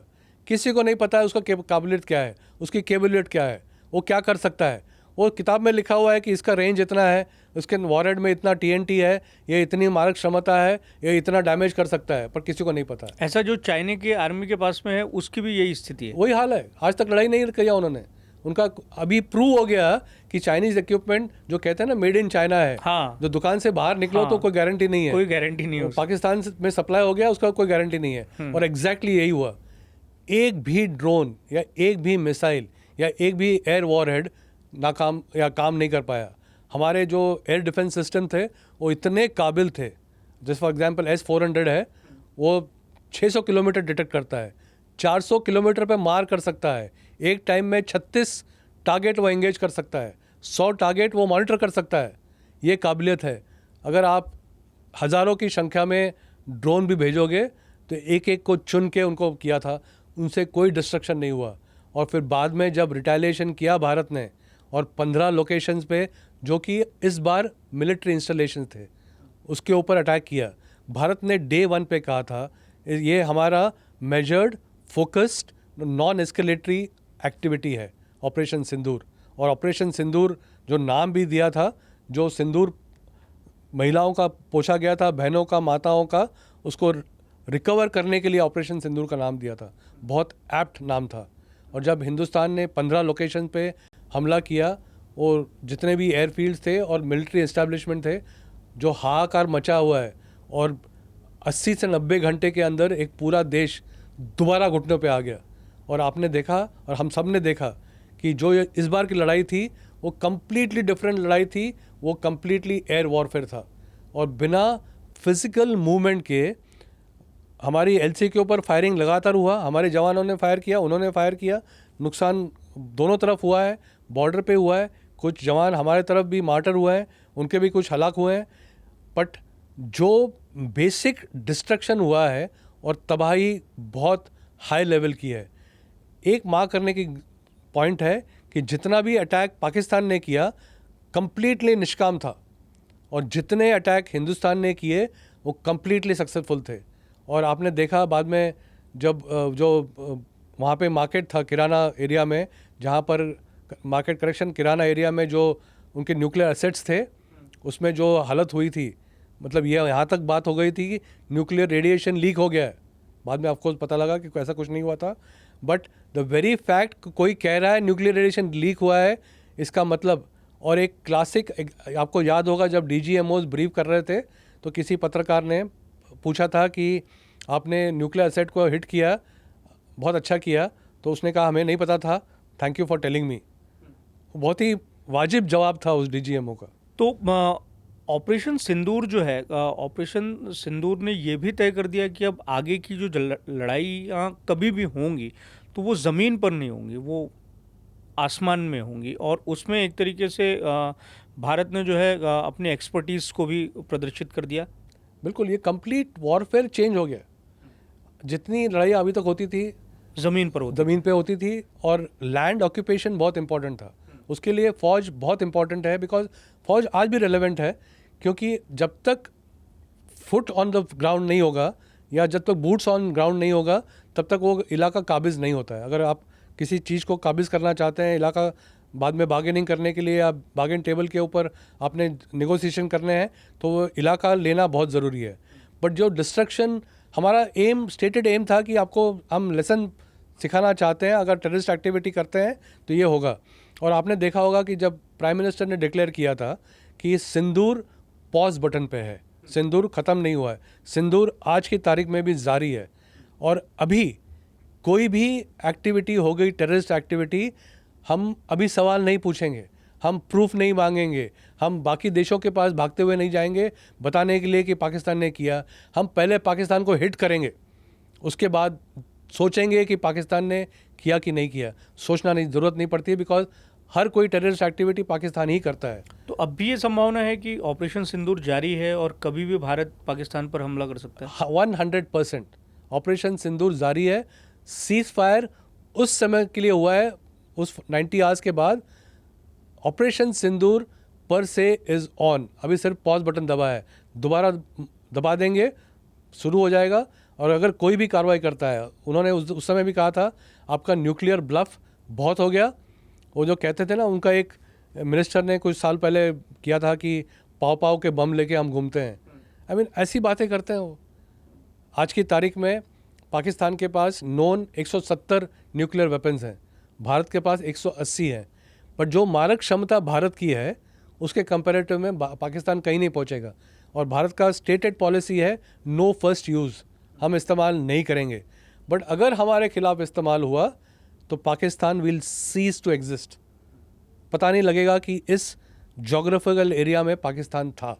पर क्या ऑपरेशन सिंदूर के बाद में सर जो हमारी थल सेना है उसका ये कहेंगे कि वजूद थोड़ा सा कम हुआ है क्या?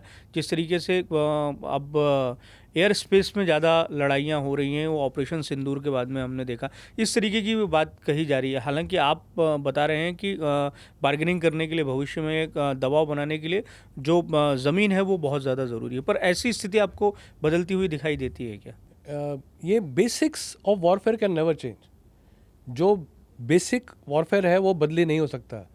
डिपेंड करता है कि किस हालात में कहाँ लड़ाई हो रही है। फॉर एग्जांपल अभी जैसे गाज़ा और इज़राइल हो, इज़राइल अमेरिका ईरान हो, रशिया यूक्रेन हो।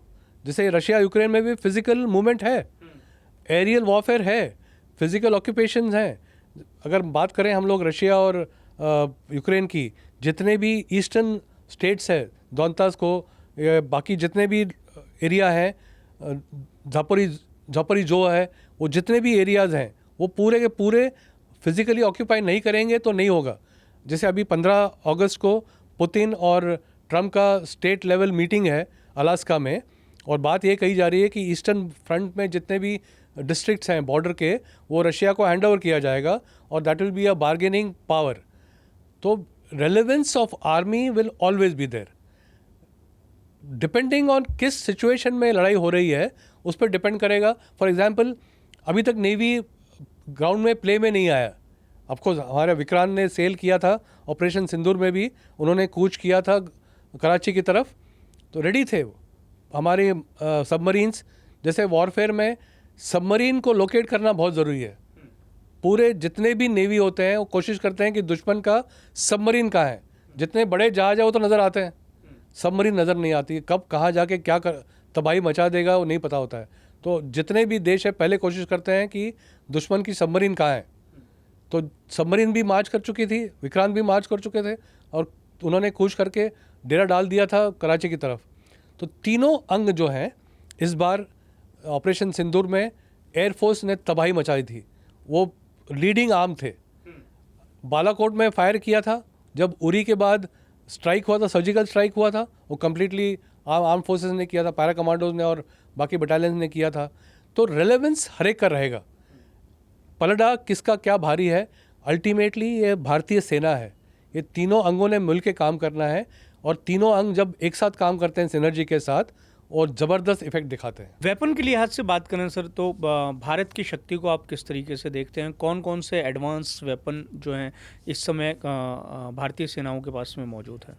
भारतीय सेना के पास आज की तारीख में जितने भी एडवांस्ड वेपन सिस्टम्स हैं, आप आर्मी की बात करो, आर्मी के अंदर वेपन सिस्टम्स जितने भी हैं, टैंक्स हो, गन्स हो, स्मॉल आर्म्स हो, ये सबसे हाई लेवल के इक्विपमेंट अवेलेबल है। फॉर एग्जांपल अगर इन्फेंट्री की बात करें या आर्मी पर से की बात करें, अभी AK-203 मैन्युफैक्चर हो रहा है इंडिया के अंदर रशियन कोलैबोरेशन के साथ। वो एक बहुत ज़बरदस्त एडवांस राइफल है, 5.56 इंच उसका कुतर है, और वो एक बहुत एडवांस्ड 4th जनरेशन वेपन मैं कह सकता हूँ। टैंक्स हमारे पास बेस्ट हैं। अर्जुन टैंक एक दुनिया का माना हुआ टैंक है। T-90 जो रशिया ने दिया है वो एक ज़बरदस्त टैंक है। T-72 भी एक अच्छा टैंक है। एयरफोर्स के पास जाइए, एयरफोर्स में रफ़ाएल जो कि लेटेस्ट टेक्नोलॉजी एयरक्राफ्ट है, 4th जनरेशन है। अभी जो इंडिया डेवलप कर रहा है वो 5th जनरेशन एयरक्राफ्ट डेवलप कर रहा है। आई मीन जो लेवल की वेपन सिस्टम्स इंडिया के पास है, ये बहुत उच्च कोटि की है। नेवी के आपके अपने पास एयरक्राफ्ट कैरियर है जो कि बहुत कम देशों के पास होता है। चाइना अभी बना रहा है, उनके पास भी एयरक्राफ्ट कैरियर नहीं है जो भारत में अंदर है। सेकेंड एयरक्राफ्ट कैरियर बन रहा है। अपने पास अलग अलग क्लास के शिप्स हैं, न्यूक्लियर पावर्ड सबमरीन्स हैं। जो भारत की क्षमता है ये कंपेयर करना बहुत मुश्किल है। आज की तारीख में सैन्य बल के तौर पे भारत विश्व में 4थे नंबर पे है। अगर टॉप 3 देखा जाए, US, रशिया, चाइना, अगला नंबर भारत का आता है। बट भारत का जो सैनिक है ये चारों देशों से बेहतर है। मैं इसलिए नहीं कह रहा हूँ कि मैं भारतीय हूँ, ये मैं इसलिए कह रहा हूँ कि ये स्टेटमेंट ऑफ फैक्ट है। आप अमेरिकन सोल्जर्स देखते हैं, बड़े बड़े ढोले और बड़े बड़े छाती लेके घूमते हैं, गुर्दा इतना सा है, जिगर इतना सा है। ये मैं दावे के साथ कह सकता हूँ क्योंकि मैंने देखा है जब हिंदुस्तान और अमेरिकन ट्रुप्स के साथ मैंने एक्सरसाइज करवाया था। वो कहानी कभी और बताऊँगा। बट जो हिंदुस्तानी सोल्जर है वो उसकी काबिलियत कहीं अधिक है। उसका जो जज्बा है, उसका जो जुनून है, उसका जो जोश है और शौर्य जो है, कौन सा देश कारगिल जैसे लड़ाई कर सकता है? नन। 18,000 फीट के ऊपर सिंगल फाइल में असॉल्ट करना, जब दुश्मन ऊपर बैठा हुआ, कोई देश नहीं कर सकता, सिर्फ हिंदुस्तान कर सकता है और किया है। ऑपरेशन सिंदूर का सर हम जिक्र करें तो मुझे लगता है कि वो जो दृश्य सारे देश ने देखा है, उसके जिक्र के बिना या उसको आपके नज़रिए से समझे जाने के बिना ये एक बातचीत थोड़ी सी अधूरी रहेगी। हम देखते हैं कि लीड में ऑपरेशन सिंदूर एक सैन्य ऑपरेशन का नाम है, और जब प्रेस ब्रीफिंग देश के सामने हो रही है तो महिला जो ऑफिसर्स हैं वो सामने आ रही हैं, colonel Qureshi, wing commander Vyomika Singh, और वो बता रही हैं इसके बारे में। एक ऐसा दौर भी रहा है कि जब सेनाओं में महिलाओं को शामिल किया जाए कि नहीं किया जाए, इसको लेकर बड़ी लंबी बहस हुई, बातचीत हुई। हालांकि अब स्थितियां बहुत ज़्यादा बदली हुई हमें दिखाई दे रही हैं। ऐसी स्थिति में देश की सेनाएं इस तरीके की तस्वीर को प्रदर्शित करती हैं, तो मुझे लगता है कि महिला सशक्तिकरण की जब हम बात करते हैं तो उसका बहुत सटीक उदाहरण दिखाई देता है। एज अ आर्मी मैन आपने जब वो तस्वीर देखी तो उसको आप किस तरीके से देखते हैं? क्या ये स्ट्रेटेजिकली था या कुछ इसके पीछे रणनीति थी? क्या कुछ था आखिर, या कुछ इसके पीछे रणनीति थी? क्या कुछ था आखिर? आपने बिल्कुल सही कहा। ये मेरे लिए भी फर्स्ट टाइम था, और जब मैं बैठ के ब्रीफिंग वेट कर रहा था आने के लिए, और जब मैंने लेडी ऑफिसर्स को एंटर करते देखा, जैसे आपने कहा कर्नल कुरैशी और व्योमिका सिंह ने आई, तो मेरे लिए भी ये विजुअल पहली बार था कि ब्रीफिंग हो रहा है। एक तरफ फॉरेन मिनिस्ट्री का सेक्रेटरी बोल रहा है या स्पोक्स पर्सन बोल रहा है, मिस्त्री जी वहाँ पे थे, और ये दोनों लड़कियाँ थी, एक आर्मी की और एक एयरफोर्स की। ये दृश्य मेरे लिए बहुत अलग था, ये पहली बार था, और ये दृश्य बहुत कुछ ऑप्टिक्स में दिखाता है, विजुअल में ये बहुत कुछ दिखाता है। सिंदूर नाम ये क्यों हुआ? क्योंकि हमारी औरतों और बहनों का सिंदूर उजाड़ा गया, हमारी मातृशक्ति, हमारी स्त्री शक्ति को ठेस पहुंचाई गई।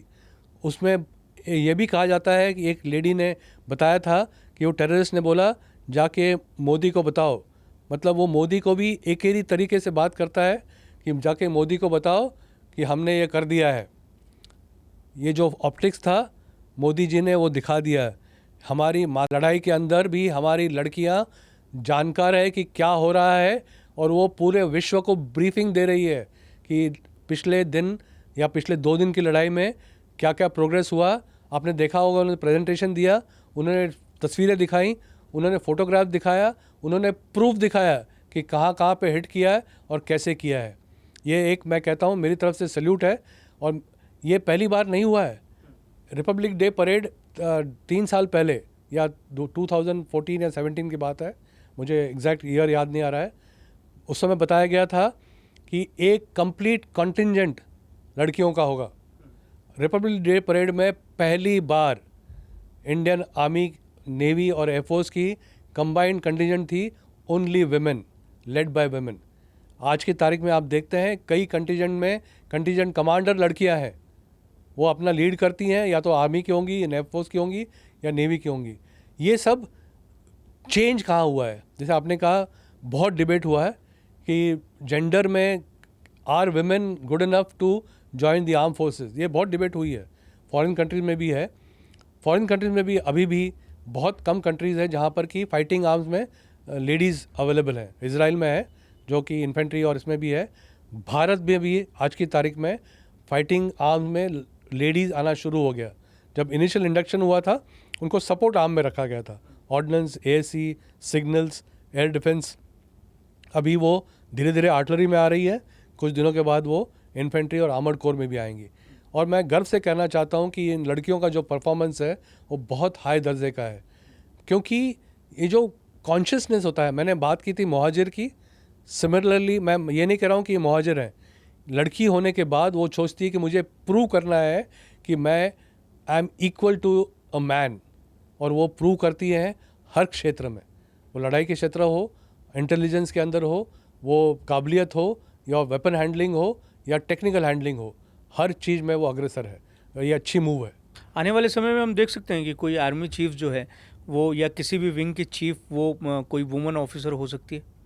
ज़रूर हो सकती है, पर इसमें समय लगेगा। आज की तारीख में DG arm forces medical services, DG FMS बोलते हैं, वो लेडी है। वो पूरा जितना भी मेडिकल सर्विसेज है, तीनों आर्मी, नेवी, एयरफोर्स का है, प्लस कोस्ट गार्ड का, वो कंट्रोल करती है। आज की तारीख में अभी तक कोई लड़की ब्रिगेडियर तक नहीं पहुंची है। जितने भी लेडी ऑफिसर्स हैं वो कर्नल तक हैं, पर धीरे धीरे पहुंचेंगी। दिन आएगा, हो सकता है कि एक दिन भारतीय सेना का चीफ, या वायुसेना का चीफ, या नौसेना का चीफ एक लेडी ऑफिसर हो सकती है। मैं चाहूँगा सर कि अब इस बात का जिक्र हो गया तो आप थोड़ा सा आर्मी का या हमारी जो सेनाएं हैं उनका थोड़ा सा स्ट्रक्चर आप समझा दें। हम देखते हैं कि अलग अलग बटालियन होती हैं, अलग अलग रैंकिंग सिस्टम होती है। आप जो रैंकिंग सिस्टम है उसके तीसरे पायदान तक आप अगर हम ऊपर से देखें तो उस पद तक का आपने सर्व किया है। तो ये आर्मी का जो पूरा का पूरा एक सर्विस का जो सिस्टम है वो अगर आप हमारे दर्शकों को समझा पाएँ, और कहाँ पर किस तरीके की आर्मी की यूनिट काम करती है, क्योंकि उनके भी अलग अलग नाम हैं और मुझे लगता है कि हर किसी के पास में इतनी जानकारी नहीं होगी कि वो आर्मी का जो पूरा का पूरा स्ट्रक्चर है उसको जान पाएँ। तो अगर आप ये ब्रीफ कर पाएँ और समझा पाएँ, और किसका क्या मूल काम होता है ये समझा पाएँ। ओके, इस सवाल का मैं 2 हिस्सों में जवाब दूंगा, एक ऑर्गेनाइजेशन और एक ह्यूमन रिसोर्स के बारे में। पहले बात करते हैं ऑर्गेनाइजेशन की। मैं बात करूंगा आर्मी पर से की, और वो उसी का भाई नेवी में है, उसी का भाई एयरफोर्स में है, नाम थोड़ा अलग है, लिहाजा है। आर्मी की बात करें, हाईएस्ट लेवल पे आर्मी हेडक्वार्टर होता है, उसी मुताबिक नेवल हेडक्वार्टर होता है, एयरफोर्स हेडक्वार्टर होता है, जो कि दिल्ली में है। मैं जो नाम लेके बताऊंगा, जो नॉन एरियाज है मैं उसका जिक्र करूंगा, जो मैं नहीं बताना चाहता हूं मैं उसका नंबर नहीं बताऊंगा और जिक्र नहीं करूंगा। आर्मी के बाद आर्मी हेडक्वार्टर के अंडर में अलग अलग डायरेक्टरेट्स हैं जो अलग अलग सब्जेक्ट्स को डील करते हैं। कोई मिलिट्री ऑपरेशन डायरेक्टर है, जैसे आपने बात किया था, डीजीएमओ ने ब्रीफ किया, डायरेक्टर जनरल मिलिट्री ऑपरेशन, तीनों सर्विस में होता है वो। ये सभी डायरेक्टरेट्स आर्मी हेडक्वार्टर में होते हैं जो कि दिल्ली में है। कोई एमओ डायरेक्टरेट है, कोई डब्ल्यूई है, कोई फाइनेंशियल प्लानिंग है, कोई ऑर्डिनेंस ब्रांच है, कोई एएससी ब्रांच है, कोई क्वार्टर मास्टर जनरल है, ऐसे कई ब्रांचेज हैं। इसके नीचे आता है कमांड। कमांड भारत में 7 है, 6 फाइटिंग कमांड्स हैं और 1 ट्रेनिंग कमांड है। इनके मैं लोकेशन का जिक्र करूंगा बिकॉज ये जग जाहिर है। अगर ईस्ट की तरफ से शुरू करते हैं, ईस्टर्न कमांड हेडक्वार्टर है कलकत्ता में, उसके बाद आता है सेंट्रल कमांड जो कि लखनऊ में है, और बाकी तमाम कमांड्स वेस्टर्न साइड में है। सबसे नॉर्थ में आता है नॉर्दर्न कमांड जिसका हेडक्वार्टर उधमपुर में है, फिर वेस्टर्न कमांड आता है जिसका हेडक्वार्टर चंदी मंदिर में है, उसके बाद आता है साउथ वेस्टर्न कमांड जिसका हेडक्वार्टर जयपुर में है, और फिर आता है सदर्न कमांड जिसका हेडक्वार्टर पूना में है। और जो ट्रेनिंग कमांड है मैंने कहा वो लखनऊ में आता है, वो वो शिमला में आता है, जो कि जितने भी ट्रेनिंग का एस्टेब्लिशमेंट है वो उनके अंडर में आता है। जैसे इंडियन मिलिट्री एकेडमी है, एनडीए है, अलग अलग कोर्सेज के इंस्ट्रक्शंस हैं या स्कूल्स हैं, वो पूरे ट्रेनिंग कमांड के अंडर में आते हैं। ये जितने भी कमांड्स हैं इनको कमांड करते हैं लेफ्टिनेंट जनरल। हाईएस्ट लेवल पे आर्मी चीफ होता है जो जनरल होता है, 4 स्टार उसका रैंक है।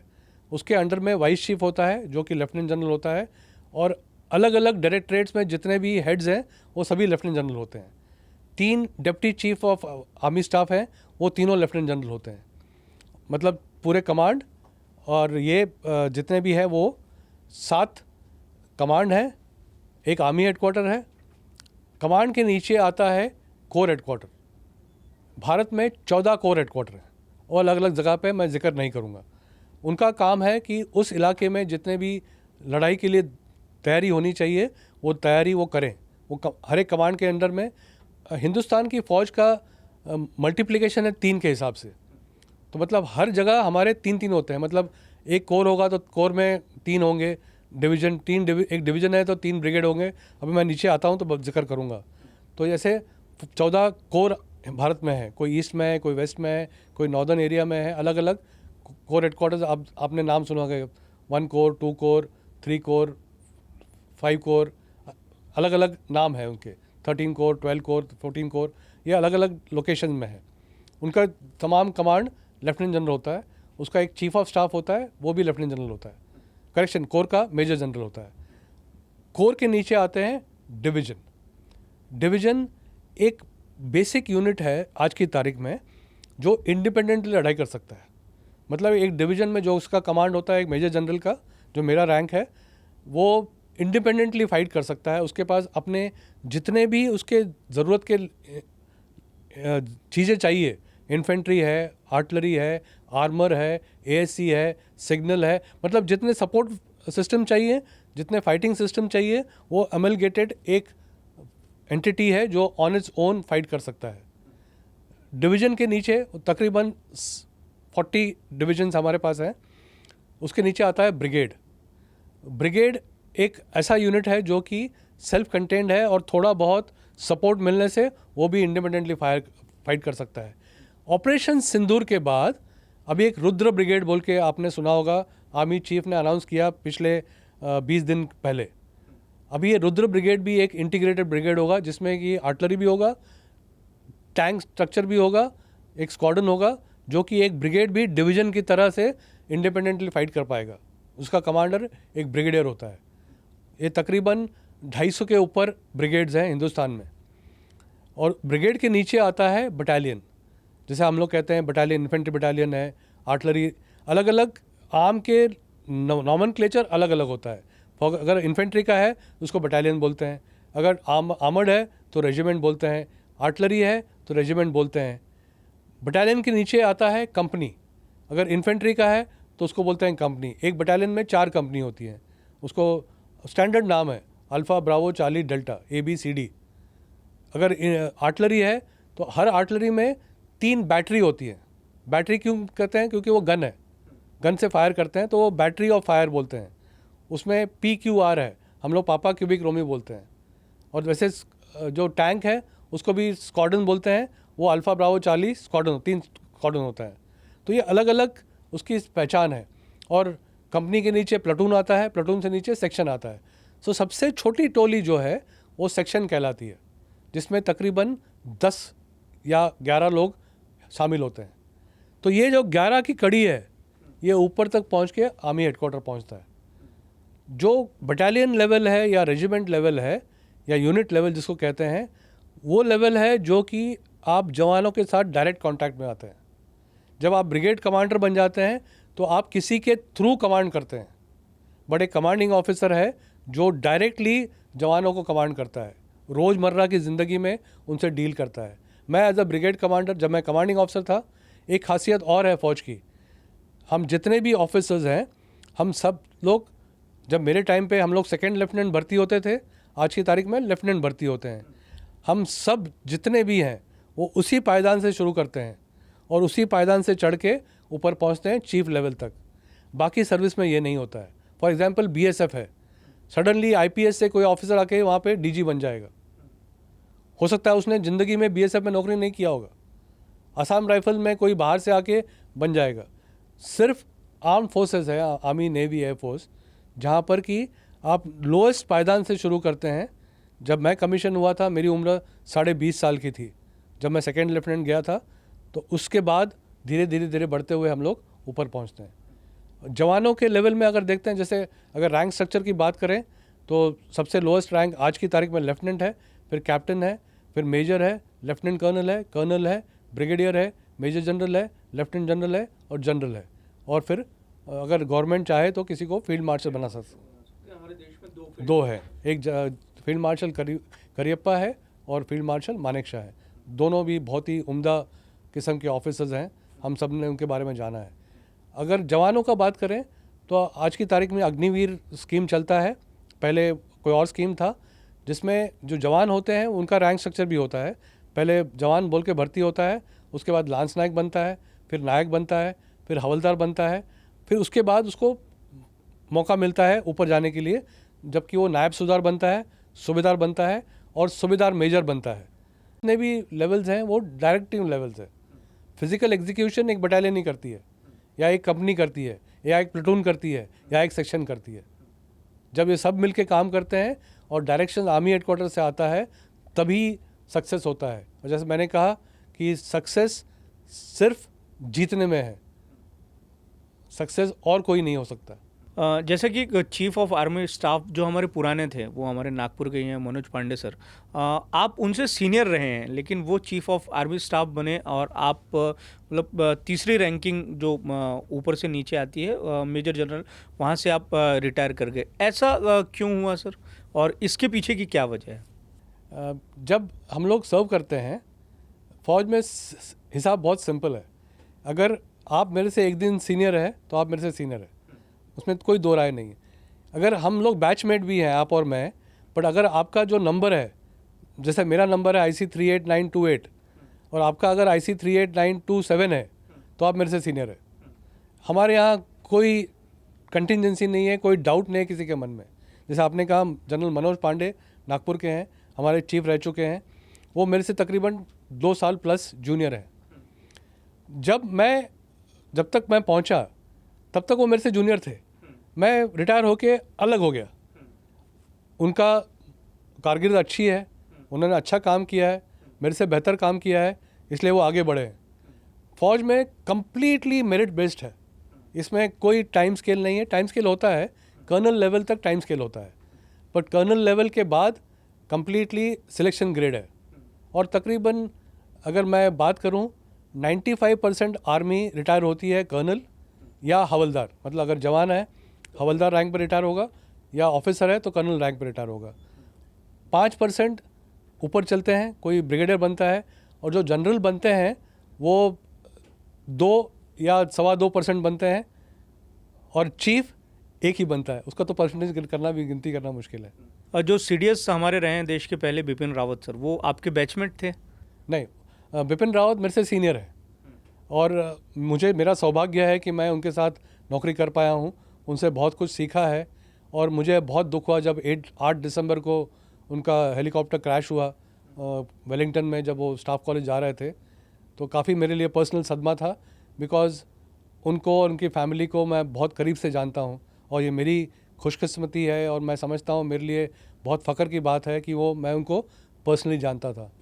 ये बहुत दुखद हुआ कि जो CDS बन गए, एक बहुत ही काबिल, बहुत ही होनहार और बहुत ही ज़बरदस्त अफसर था। मैं चाहूँगा कि मुझे आप ये CDS की जो पोस्ट है हमारी, उसके बारे में आप समझाइए थोड़ा सा कि ये किस तरीके से काम जो है वो CDS इस पोस्ट के माध्यम से होता है। क्या सिर्फ कोऑर्डिनेशन का है, या कमांड भी कर सकते हैं ये तीनों जो सेनाध्यक्षों को? CDS एक न्यू फिनोमेनन है इंडिया में। ये कुछ साल पहले, जैसे आपने जिक्र किया, जनरल बिपिन रावत पहले CDS थे, अभी नंबर 2 पे हैं जनरल अनिल चौहान। अनिल चौहान भी इंसिडेंटली मेरे से जूनियर है। अच्छा, और वो CDS हैं। हाँ, CDS है, बिकॉज मैं तो अलग हो गया, प्रमोशन नहीं हुआ हमारा। प्रमोशन बेस्ड ऑन मेरिट और एज। जैसे ही अगर मेजर जनरल है तो 58 में रिटायर होके हम लोग अलग हो जाते हैं। लेफ्टिनेंट जनरल बनता है तो 60 साल में रिटायर होके अलग हो जाता है। अगर चीफ बनता है तो 62 साल में रिटायर होके अलग हो जाता है। वो बहुत क्लियर है। हिंदुस्तान आर्मी है, पाकिस्तान आर्मी नहीं है। अभी आपने जिक्र किया CDS के बारे में। CDS एक कॉन्सेप्ट बहुत ज़बरदस्त है और बहुत उम्दा है। फिर अगर इतना ज़बरदस्त है और इतना उम्दा है तो इतने लेट क्यों हुआ? पहले ज़माने में होता था कि तीनों सर्विस इंडिपेंडेंटली काम करती थी। आर्मी अपना काम करती थी, नेवी अपना काम करती थी और एयरफोर्स अपना काम करती थी। जब लड़ाई होती थी तीनों मिलके सिनर्जी लाने की कोशिश करते थे और काफ़ी इंटरेक्शन करके प्लान बन के एग्जीक्यूट करते थे। बट कारगिल लड़ाई के बाद फील किया गया कि हो सकता था कि अगर हम लोग तीनों सर्विसेज को इंटीग्रेट करते पूरी तरीके से और not only a lip service, तो ये जो रिज़ल्ट था, जो तकरीबन कारगिल को अपने को लग गया 2 महीना 3 हफ्ता 2 दिन, इतना शायद नहीं लगता पहले हम लोग ख़त्म कर पाते। तो जब कारगिल रिपोर्ट आई, कारगिल कमेटी रिपोर्ट बनी थी, उसके बाद उसमें स्ट्रांगली CDS के बारे में रेकमेंड किया गया। इमेजिन करो 1999 में वो रिपोर्ट, लड़ाई हुई, रिपोर्ट आते आते 2002-2003 हो गया था। तब से वो चल रहा था कि हाँ नहीं, हाँ नहीं, हाँ नहीं, हाँ नहीं। इसमें पॉलिटिकल विल बहुत स्ट्रांग होना ज़रूरी है। बिकॉज एक स्कूल ऑफ थॉट ये भी कहता है, आई मे बी कम्प्लीटली रॉन्ग और मुझे कोट ना किया जाए, कि हो सकता है लोग सोचते हैं कि अगर एक CDS बन जाए वो इतना स्ट्रांग हो जाएगा कि उसके पास तीनों आर्मी, नेवी, एयरफोर्स के अंग होंगे तो देश में कुछ भी कर सकता है। एक बहुत अच्छी चीज़ भारतीय सेना में है, हमारे सपने में भी नहीं आता है कुछ और कार्रवाई करें बशर्ते अपना ड्यूटी के खिलाफ। मतलब देश को टेक ओवर करना, ये करना, ये पाकिस्तान आर्मी नहीं है, ये इंडियन आर्मी है, बहुत फ़र्क है। तो ये एक स्कूल ऑफ थॉट भी था कि अगर इतने स्ट्रांग हो जाएंगे और एक आदमी या एक बंदा पूरे सर्विस को कंट्रोल कर सकता है तो वो देश में क्या कर सकता है। इसीलिए डिलेमा था, हाँ नहीं, हाँ नहीं, हाँ नहीं। बट जब पता है आपको, आपकी आर्मी के बारे में पता है, 1947 से या उसके पहले सेकेंड वर्ल्ड वॉर में आपने देखा है कि हिंदुस्तानी फ़ौज क्या कर सकती है, तो ये डाउट करने का ज़रूरत नहीं था। मैं ये भी कहूँगा कि तीनों सर्विस भी खुश थे, क्योंकि मैं एज अ आर्मी चीफ पूरा मेरा फ्रीडम है। मैं आर्मी का बॉस हूँ, मैं नेवी का बॉस हूँ, मैं एयरफोर्स का बॉस हूँ। मेरे को किसी को इंटरमीडिएट रिपोर्ट नहीं करना है, मैं सीधा रक्षा मंत्री को रिपोर्ट कर रहा हूँ। अभी अगर CDS बीच में आएगा तो मुझे हर चीज़ CDS के थ्रू बोलना पड़ेगा। फिर CDS बोलेगा, क्योंकि वो जानकार है, बोलेगा नहीं नहीं नहीं तुम ये गलत कर रहे हो, ऐसे मत करो, तुम ऐसे करो। मुझे तो फिर करना ही पड़ेगा, एक बार हुक्म आने के बाद मैं सोच नहीं सकता हूँ। तो तीनों सर्विस ने भी जोर नहीं दिया, तो ये लगातार चलता रहा। बट जब पॉलिटिकल विल स्ट्रांग था, पॉलिटिकल मैंडेट अवेलेबल था, तब डिसाइड हुआ कि CDS होना चाहिए। और CDS ने होने का proof of the pudding is operation Sindoor. जिस तरीके से इंटीग्रेटेड प्लान बन के वो फायर हुआ, ज़बरदस्त फायर हुआ, और आपने देखा पाकिस्तान का क्या हाल हुआ। तो CDS एक बहुत बड़ा एसेट है हिंदुस्तान के लिए। पर चीफ तो अपनी काबिलियत से और एक्सपीरियंस से बनेंगे, लेकिन CDS तो पॉलिटिकल नियुक्ति हो जाएगी एक तरीके से। इसके ऊपर मैं टिप्पणी नहीं करना चाहूँगा, बिल्कुल नहीं करना चाहूँगा। बट जितने भी CDS बने हैं, उम्मीद थी पहली बार कि शायद जो भी चीफ होगा उसमें से एक चीफ को एलिवेट करके CDS बनाएंगे। बट ये कहीं किताब में नहीं लिखा हुआ है। ये completely based on the requirement of the political entity. Because मैंने जैसे पहले कहा, पॉलिटिकल मास्टर्स आर बॉसेस। वो जो डिसाइड करते हैं, जो हुक्म देंगे हम लोग उसका पालन करेंगे बिना सोचे हुए। जो हुक्म आ गया वो करना है। For example general Anil Chauhan, उनका सीनियरिटी में उनका नंबर नहीं आया चीफ बनने के लिए, तो as an army commander, eastern army commander, तो कलकत्ता में आर्मी कमांड था उनका, वहाँ से वो रिटायर हो गए। और रिटायरमेंट के बाद उनको रीइंस्टेट किया गया, जो कि इन सबसे सीनियर है। तो इन्होंने सबने उनके साथ सर्व किया है, उनको जानते हैं, उनकी काबिलियत जानते हैं। उनको रीइंस्टेट किया रिटायरमेंट के बाद। ये कहीं लिखा नहीं है कि ये नेचुरल प्रोग्रेशन होना चाहिए कि आज आर्मी से रिटायर हुआ या नेवी से रिटायर हुआ या एयरफोर्स से रिटायर हुआ और वो CDS बन जाएगा। ये नेचुरल प्रोग्रेशन नहीं है, ये completely based on the will of the political masters है कि वो किसको नॉमिनेट करते हैं। जनरली 99.99% कोई भी गवर्नमेंट जो होती है वो सीनियरिटी हायरार्की को ब्रेक नहीं करते हैं, जो भी सीनियर मोस्ट है उनको चीफ बनते हैं। तो ये एक अनरिटन लॉ है, पर लॉ में ये कहीं नहीं लिखा है कि सीनियर मोस्ट बंदा चीफ बनेगा या CDS बनेगा। अच्छा सर, आपसे ये जानना चाहेंगे कि आर्मी मैन का लाइफ जो है उसके बारे में अगर आप बताएं, और इतना हार्ड डिसिप्लिन क्यों रहता है? हम ये देखते हैं कि कोई ऑफिसर है, अगर वो यूनिफॉर्म में है तो डिसिप्लिन उसके जो पूरा का पूरा उसका ऑरा है उससे दिखाई देता है कि वो बड़ा कड़क ऑफिसर रहेगा, बात करने में बहुत कम बोलेगा, बहुत संतुलित बोलेगा, बहुत जाके खुल के लोगों से मिलेगा नहीं। लेकिन जब वो रिटायर करता है तो फिर समझ में आता है कि यार ये कितना मतलब घुलने मिलने वाला व्यक्ति है, कितने इमोशंस हैं इनके अंदर में। ऐसे बहुत सारे ऑफिसर्स को देखने के बाद में जो है वो अनुभव आता है, मतलब जब वो सर्व कर रहे होते हैं तब, और जब वो रिटायर कर जाते हैं तब। तो ये दोनों तरह की एक ऑफिसर की लाइफ किस तरीके से रहती है? आर्मी में बहुत ज़्यादा डिसिप्लिन रहता है। आप जब सर्विस में रहते होंगे तो आप एंटरटेनमेंट के लिए जो अलग अलग तरह के ज़रिए होते हैं, फिल्में देखना, गाने सुनना या मौज मस्ती करना, क्या इस तरीके का जीवन एक ऑफिसर के लाइफ में रहता है, या जब रिटायर कर जाता है तभी ये सारी चीज़ों को अपनाता है? एक ऑफिसर ऑलराउंडर है। अच्छा। जितने आपने जिक्र किया एंटरटेनमेंट का या मौज मस्ती करने का, ये सब करता है, पर हर एक का टाइम होता है। आप ये चीज़ हर समय नहीं कर सकते हैं। अगर आप परेड पर हैं, हमारे यहाँ हर चीज़ को परेड बोलते हैं। अगर मंदिर का फंक्शन है तो मंदिर फंक्शन नहीं बोलते हैं, उसको मंदिर परेड बोलते हैं। क्यों बोलते हैं? क्योंकि वहाँ पे अटेंडेंस कंपलसरी है। परेड होगा तो अटेंडेंस कंपलसरी है। जब मैं बर्ताव करता हूँ, जब सिखलाई इस प्रकार से है कि मन में शक नहीं होना चाहिए। अगर हुक्म दिया है तो उसका पालन होना है। मैं सोच के नहीं बैठ सकता हूँ कि यार ये बेवकूफ़ क्या हुक्म दे रहा है। जिसने हुक्म दिया है उसकी जिम्मेदारी है कि क्या नतीजा निकलेगा, गुड बैड अगली। मेरा काम है, हुक्म दिया है तो मेरे को उसका पालन करना है। अगर वो बोलता है कूद जाओ, मैं कूदूंगा। ये ट्रेनिंग का हिस्सा है। ट्रेनिंग इसी प्रकार से दिया जाता है।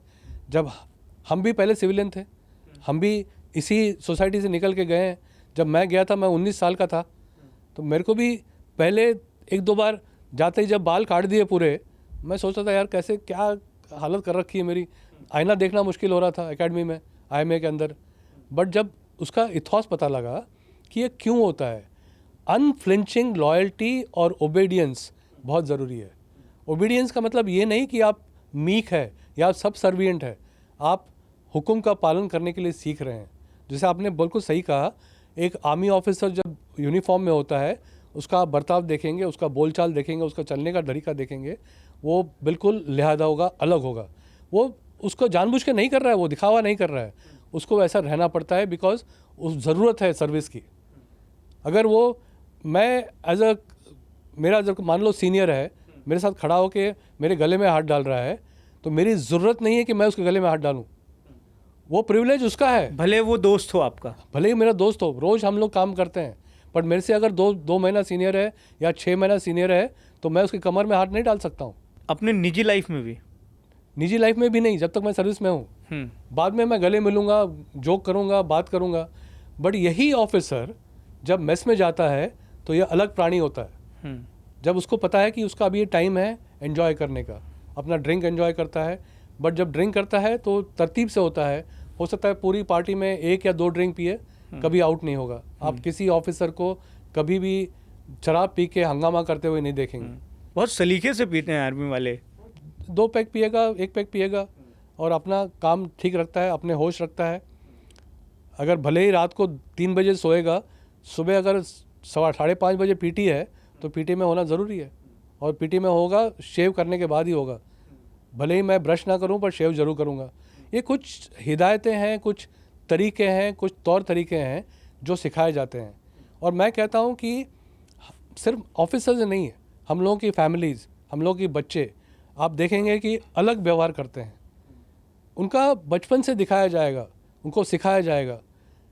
हमारे बच्चे कभी कार में बैठ के खाने के बाद चॉकलेट का रैपर बाहर नहीं फेंकेंगे। हम लोग एक प्लास्टिक के बैग रखते हैं गाड़ी में, सभी उसके अंदर डालते हैं, जब घर जाएंगे अपना डस्टबिन में डालते हैं। ये सब सिखलाई हमको पाई गई है। आप देखते हैं कैंटोनमेंट में सफाई होती है, साफ़ होता है। क्यों होता है? बिकॉज ये तरीका है जीने का, ये तरीका है रहने का। सिनेमा देखते हैं लोग, एंजॉय करते हैं, छुट्टी जाते हैं, मौज मस्ती करते हैं, दोस्तों से मिलते हैं, वो तरीका अलग होता है। जब वर्दी में है तरीका अलग होता है, बिकॉज ये वे ऑफ लाइफ है और वो बहुत ज़रूरी है। अगर फ़ौज में डिसिप्लिन नहीं होगा फिर जवान भी मेरे कंधे में हाथ डालेगा, हाँ जी साहब कैसे हो। ये हो सकता है जब बड़ा खाना हो रहा होगा। बड़ा खाना का मतलब होता है कि जब गेट टुगेदर होता है, मजाक मस्ती होता है, आपके ऊपर जोक मारेंगे, आपके ऊपर हंसेंगे, आपको बताएंगे, आपको उठाएंगे। जैसे ही परेड ख़त्म हुई वापस नॉर्मल। तो इस तरीके की चीज़ें हो सकती हैं कि अगर आप मान लीजिए कि आप मेजर जनरल रैंक पर सर्व कर रहे हो, कोई हवलदार आए और वो इतना फ्रेंडली आपसे होना चाहे, तो वो हो सकता है जब आप उस समय पे उस स्थिति में रहें तो। जैसे मान लो मैं भी सर्विंग हूँ, मेरा हवलदार भी सर्विंग है, हम लोग एक ही यूनिट में, मैं हो सकता है मैं उसका कमांडिंग ऑफिसर रह चुका हूँ। उस समय वो जवान भर्ती हुआ होगा, जब मैं जनरल बन गया तो वो हवलदार बन गया। तो जब मैं मिलूँगा तो जाहिर है मैं जब भी पाऊँगा उसको, क्योंकि मैंने उसको बचपन से देखा है। मैं एक वाकया बताना चाहता हूँ। मैं ब्रिगेड कमांडर था और कारगिल में पोस्टेड था। तो एक जगह पे मुझे पता लगा कि मेरा एक जवान जो सूबेदार बन गया था, वो कहीं से ऊपर से आ रहा था। उसने मुझे फ़ोन किया कि साहब मैं आ रहा हूँ, पक्का मिलना। तो मैं किसी पोस्ट में था, तो मैं रोड पे चला गया मिलने के लिए। तो ऐसे मिला, सुब्राइडू नाम था उसका, मेरे को अभी भी नाम याद है। तो मैंने ऐसे मजाक में बोला, भाई सुब्राइडू तुम सूबेदार बन गया, बड़ा आदमी हो गया। तो उसने भी मजाक किया मेरे साथ, साहब आप भी तो ब्रिगेडियर बन गया। मतलब ये हो सकता है क्योंकि वो मेरी और उसकी जान पहचान है, जब से मैं कमीशन हुआ तब से मेरे साथ है। बट वरना एक सूबेदार एक ब्रिगेडियर को कभी नहीं बोलेगा ऐसे, वो थोड़ा बहुत चलता है।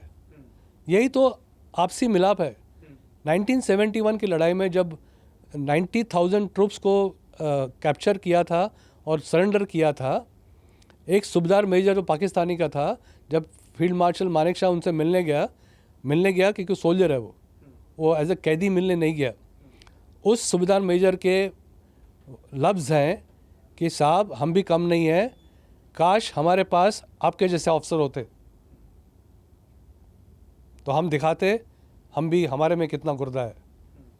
तो ऑफिसर एक यूनिट को बनाता है, ऑफिसर एक यूनिट को ऊपर लेके आता है। जवान हमेशा अच्छा होता है, जवान हमेशा तगड़ा होता है, जवान हमेशा डिसिप्लिन्ड होता है। मानिक शॉ पर जो फिल्म है, उस फिल्म में भी वो कितने फेमिलियर थे अपने जवानों के साथ में, उसके भी कई सारे एग्जाम्पल हमें दिखाई देते हैं। आप कारगिल में रहे हैं सर, और मैं बात करते हुए नोटिस कर रहा हूँ कि उर्दू के अल्फाज आप बोल रहे हैं और इतने सलीके से उसका उच्चारण कर रहे हैं और इतने सही ढंग से वो उसका उच्चारण निकल कर सामने आ रहा है, तो कोई हिंदी भाषी या मराठी भाषी बात कर रहा है ये भी प्रतीत नहीं हो रहा है। आप कारगिल में भी रहें, 40 साल की आपकी सर्विस रही। कारगिल वॉर को लेकर लगातार बातचीत होती है, तो वो वॉर भारतीय सैनिकों के लिहाज से, भारतीय सेनाओं के लिहाज से या देश के लिहाज से कितना महत्वपूर्ण था, क्या था? और आपकी जो इतनी सलीखे की उर्दू के शब्द प्रोनाउंस आप करते हैं, ये वहीं की देन है, कारगिल की? नहीं, ये देन कारगिल की नहीं है। फौज के अंदर जितने भी हुक्म हैं या हम लोगों का बोलने का तरीका है, अगर मैं सैनिक सम्मेलन ले रहा हूँ तो मैं जब बात करता हूँ, हम लोगों का बोलचाल में बहुत उर्दू शब्द है। ये पुराने ज़माने से आ रहा है, जब से भारतीय सेना बनी है, जिसमें पाकिस्तानी भी थे, हिंदुस्तानी भी है। 1947 के बाद वो अलग अलग हो गया। लोगों ने डिसाइड किया कि हम पाकिस्तान जाएंगे, किसी ने डिसाइड किया हम हिंदुस्तान में जाएंगे। तो जब बात करते हैं तो जो बोलने का तरीका है, ये जैसे हम लोग बोलते हैं कि हिंदी में कहेंगे कि कितने लोग थे, मैं कहता हूँ नफरी कितनी थी, क्योंकि वो जहन में फिट हो गया है। मैं कई बार अभी भी लोग मुझे बोलते हैं कि तुम तमाम बहुत बार बोलते हो, जब मैं मेरा बोलने का तरीका है। मैं फिर बाद में समझता हूँ कि अरे ये तो मैं उर्दू शब्द इस्तेमाल कर रहा हूँ, मुझे ये नहीं कहना चाहता कि तमाम लोगों के लिए लागू है। मेरे को बोलना चाहिए सभी के लिए ये होना चाहिए, लागू भी एक उर्दू शब्द है। तो ये जब से हमने फौज में कारगिल शुरू की है, तब से जो कानों में पड़ता आया है, ये ज़्यादा से ज़्यादा हुक्म और जितने भी ऑर्डर्स हैं वो उर्दू के शब्द ज़्यादा है उसके अंदर। जितने वर्ड ऑफ कमांड है, हम लोग वर्ड ऑफ कमांड बोलते हैं, दाहिने मुड़, बाएं मुड़, ये सब तमाम, जैसे दोबारा मैं तमाम बोल रहा हूँ, तो ये इतना फिट हो गया है। तो ये कारगिल की देन नहीं है, ये पहले से ही चला आ रहा है। और आप कई फौजियों को देखेंगे, अभी हम लोग फौज बोलते हैं, नॉर्मली क्या बोलते हैं, सैन्य बोलते हैं। तो हिंदी और उर्दू में थोड़ा फ़र्क है।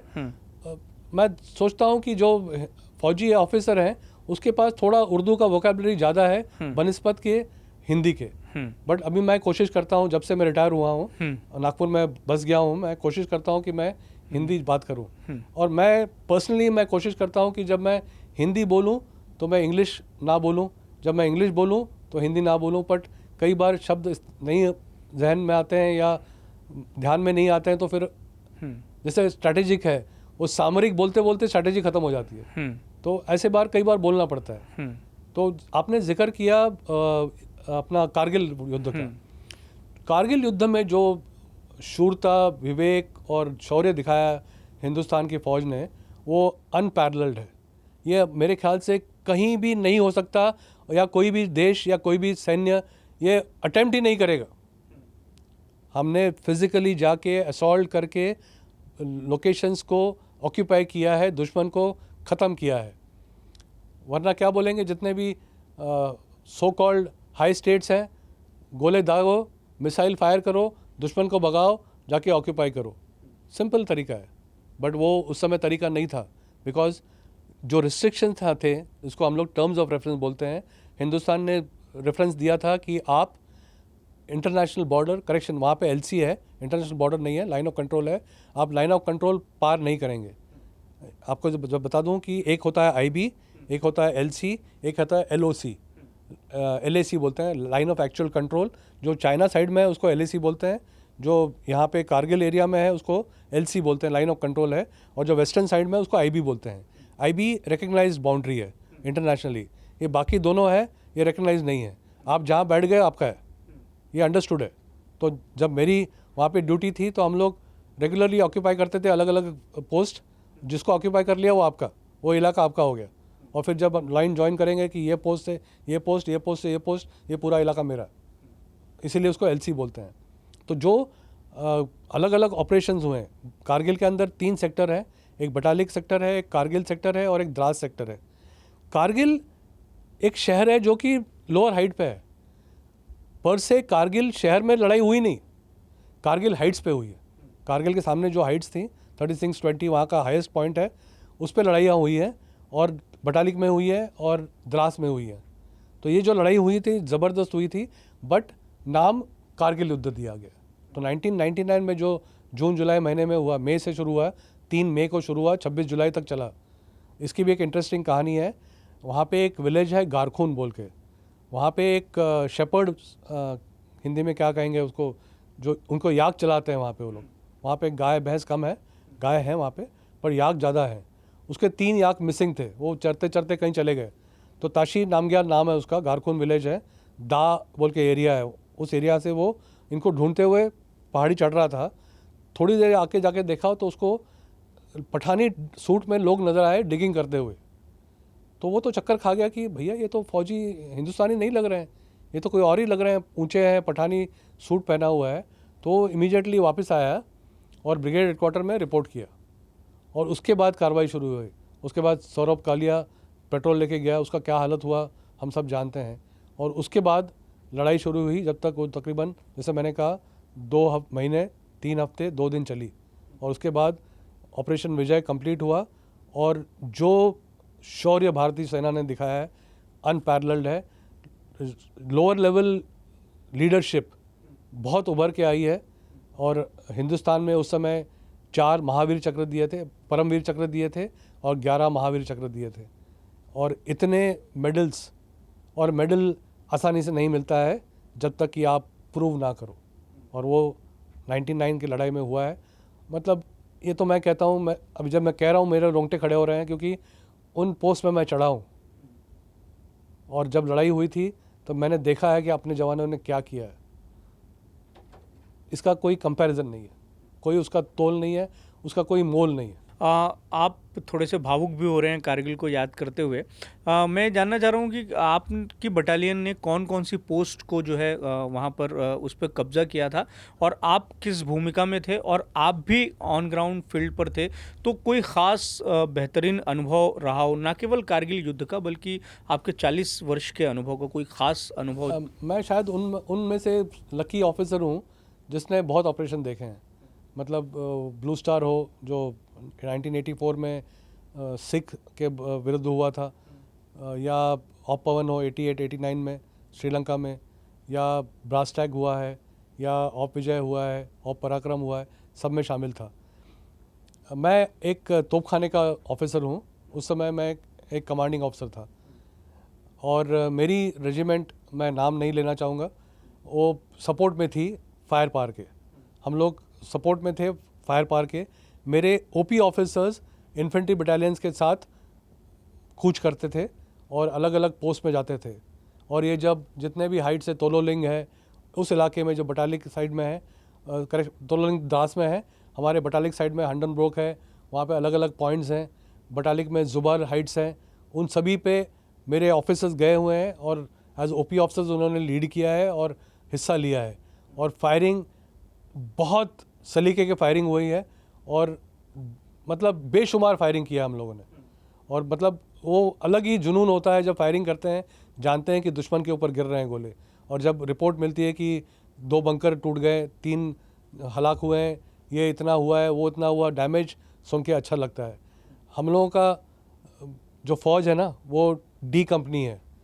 डी कंपनी इसलिए कहता हूँ कि हम लोग डिस्ट्रक्शन, डिसरप्शन और डिसलोकेशन करते हैं। जितने भी डी हैं सब करते हैं हम लोग। किस तरीके का जज्बा था आपके? आप तो चूंकि एक तरीके से आप अगर कमांडिंग ऑफिसर हैं या आपके साथ में एक टुकड़ी चल रही है, तो एक तरीके से अब हमारे नागपुर के भाषा में हम कह सकते हैं कि एक पालकत्व की आप जिम्मेदारी संभाल रहे हैं कि आपके जो जवान हैं, आपको देश के लिए भी सर्व करना है और अपने जवानों की जान भी बचाना बहुत ज़रूरी। हम कई जगहों पर देखते हैं कि कमांडिंग ऑफिसर जो है या कोई ब्रिगेडियर है, वो ये बड़ा उसका ध्यान रहता है कि उसके जवानों को कुछ नहीं होना चाहिए। एब्सोल्युटली। मेरा एसेट मेरा जवान है, मैं कैसे किसी को खो सकता हूँ, क्योंकि मैं खो चुका हूँ। उसको क्या जवाब दूंगा मैं? उसकी शक्ल नज़र आ रही मेरे को। उस जवान की वेलफेयर का, उसकी सिक्योरिटी का मैं जिम्मेदार हूँ एज ए कमांडिंग ऑफिसर।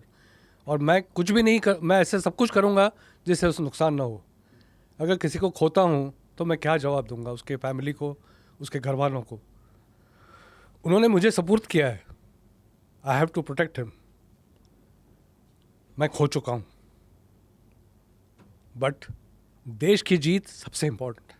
जिन घरों में हम देख रहे थे कि शव पहुंच रहे थे, तो दुख तो था, लेकिन उसके साथ में गर्व की भी बहुत अनुभूति थी हर परिवारों में कि हमारे देश का, हमारे घर का बच्चा जिसने देश के लिए इतनी बड़ी कुर्बानी दी है। तो उन परिवारों से भी आप मिले हों, क्या कुछ भावना मिला था। उनके? ये लड़का था, मणिपुर का ऑफिसर था, लोरेबाम देवानंद सिंह। और मैं जाके उनके माता पिता से मिला था मणिपुर में। बुरा लगता है। तो एज अ कमांडिंग ऑफिसर, और आप जब ऑफिसर होते हैं किसी के, तो वो भी एक बड़ी जिम्मेदारी होती है। आदमी को ये लगता है कि कितना सख्त चेहरा एक ऑफिसर का रहता है, लेकिन उसके अंदर भी आखिर इंसान रहता है और उसकी भी अपनी भावनाएं रहती हैं। तो हर एक सैनिक की अपनी अलग अलग तरह की कहानी रहती है और चीज़ें रहती हैं। आपको इस पॉडकास्ट में थोड़ा सा भावुक होना पड़ा, पर अच्छा भी है कि कम से कम अपनी भावनाएं जो हैं वो निकल कर सामने आ गई। अब सवाल आपसे सर एक ऐसा है बड़ा महत्वपूर्ण। अब चूंकि आप नागपुर के ही हैं, नागपुर में ही आके आप बस गए हैं, तो सर्विस के बाद में जनरली ये रहता है कि आप जहाँ से मूल रूप से हैं वहाँ आप क्या कुछ अपने लोगों को दे सकते हैं, ये बड़ा महत्वपूर्ण होता है। तो उस दिशा में भी आप कई सारे काम कर रहे हैं।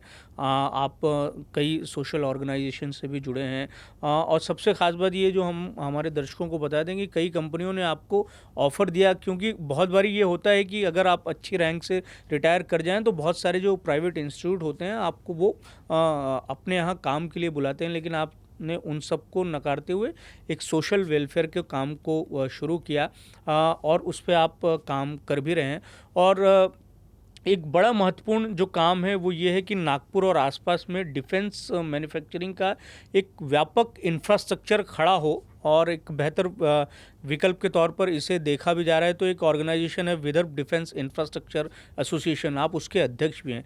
ये क्या कुछ किस तरीके से काम कर रही है, और नागपुर और आसपास के इलाके में आप डिफेंस इंफ्रास्ट्रक्चर को बढ़ावा देने के लिए किस तरीके की जो उसे कहेंगे कि अनुकूलता देखते हैं? आपने बहुत अच्छा सवाल पूछा है।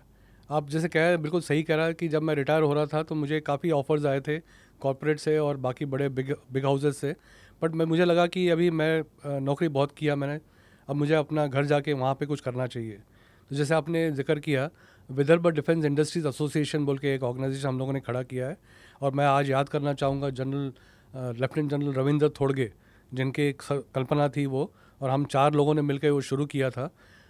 बेसिक एम हमारा ये था कि किस प्रकार से विदर्भ एरिया को, जहाँ की हम लोग बिलोंग करते हैं, कैसे डिफेंस इंडस्ट्रीज़ के अंदर मैन्युफैक्चरिंग में उनको बढ़ावा मिला जाए, क्योंकि डिफेंस इंडस्ट्री एक बहुत निश इंडस्ट्री है, वहाँ पे एंटर करना बहुत मुश्किल है।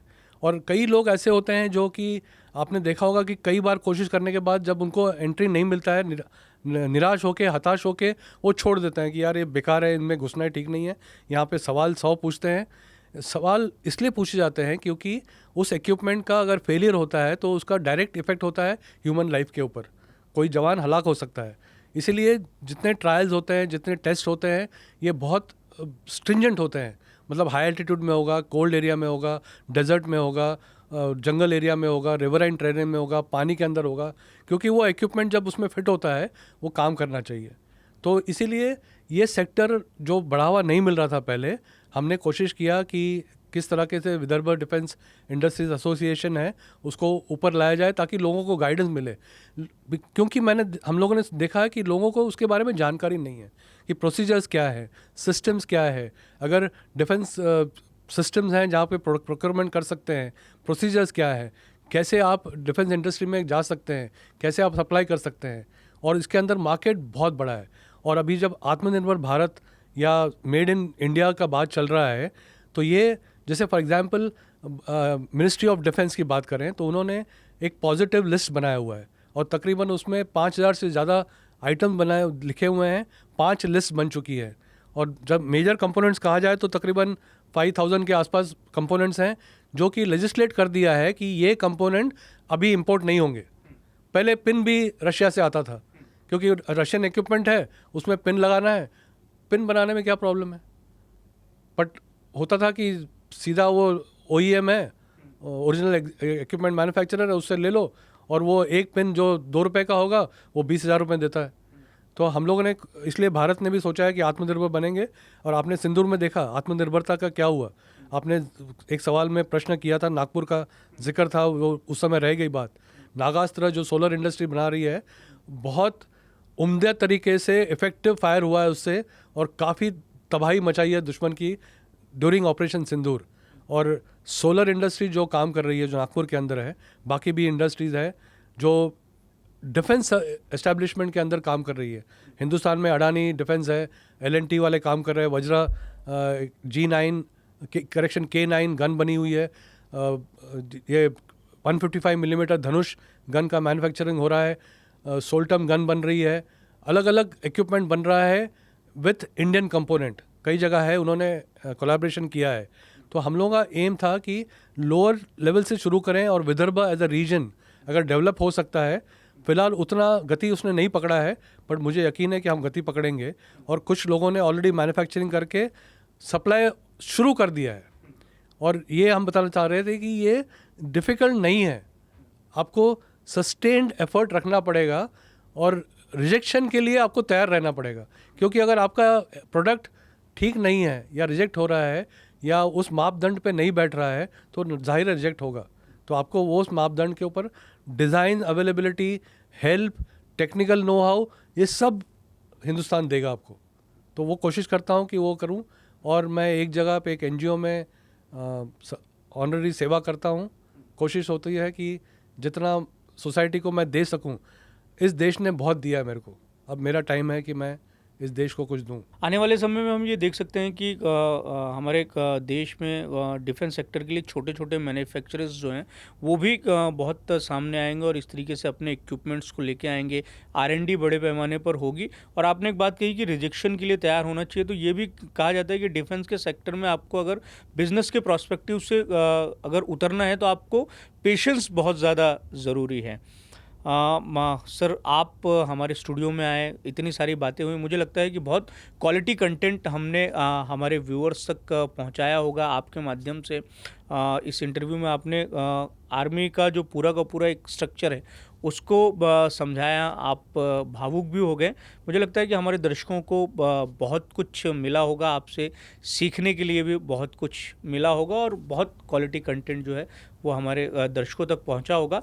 और अगर हमारे दर्शकों ने नोटिस किया हो कि कोई तथ्य रखने में अगर किसी तरीके की चूक हो जाती है तो आप करेक्शन कहते हैं, तो ये भी आर्मी की लैंग्वेज है कि चूक को आप किस तरीके से तुरंत सुधार सकते हैं। बहुत बहुत शुक्रिया सर आपका, बहुत मज़ा आया आपसे बातचीत सर, बहुत बहुत धन्यवाद। आपसे बात करके बहुत आनंद आया। बहुत बहुत शुक्रिया, धन्यवाद। जय हिंद।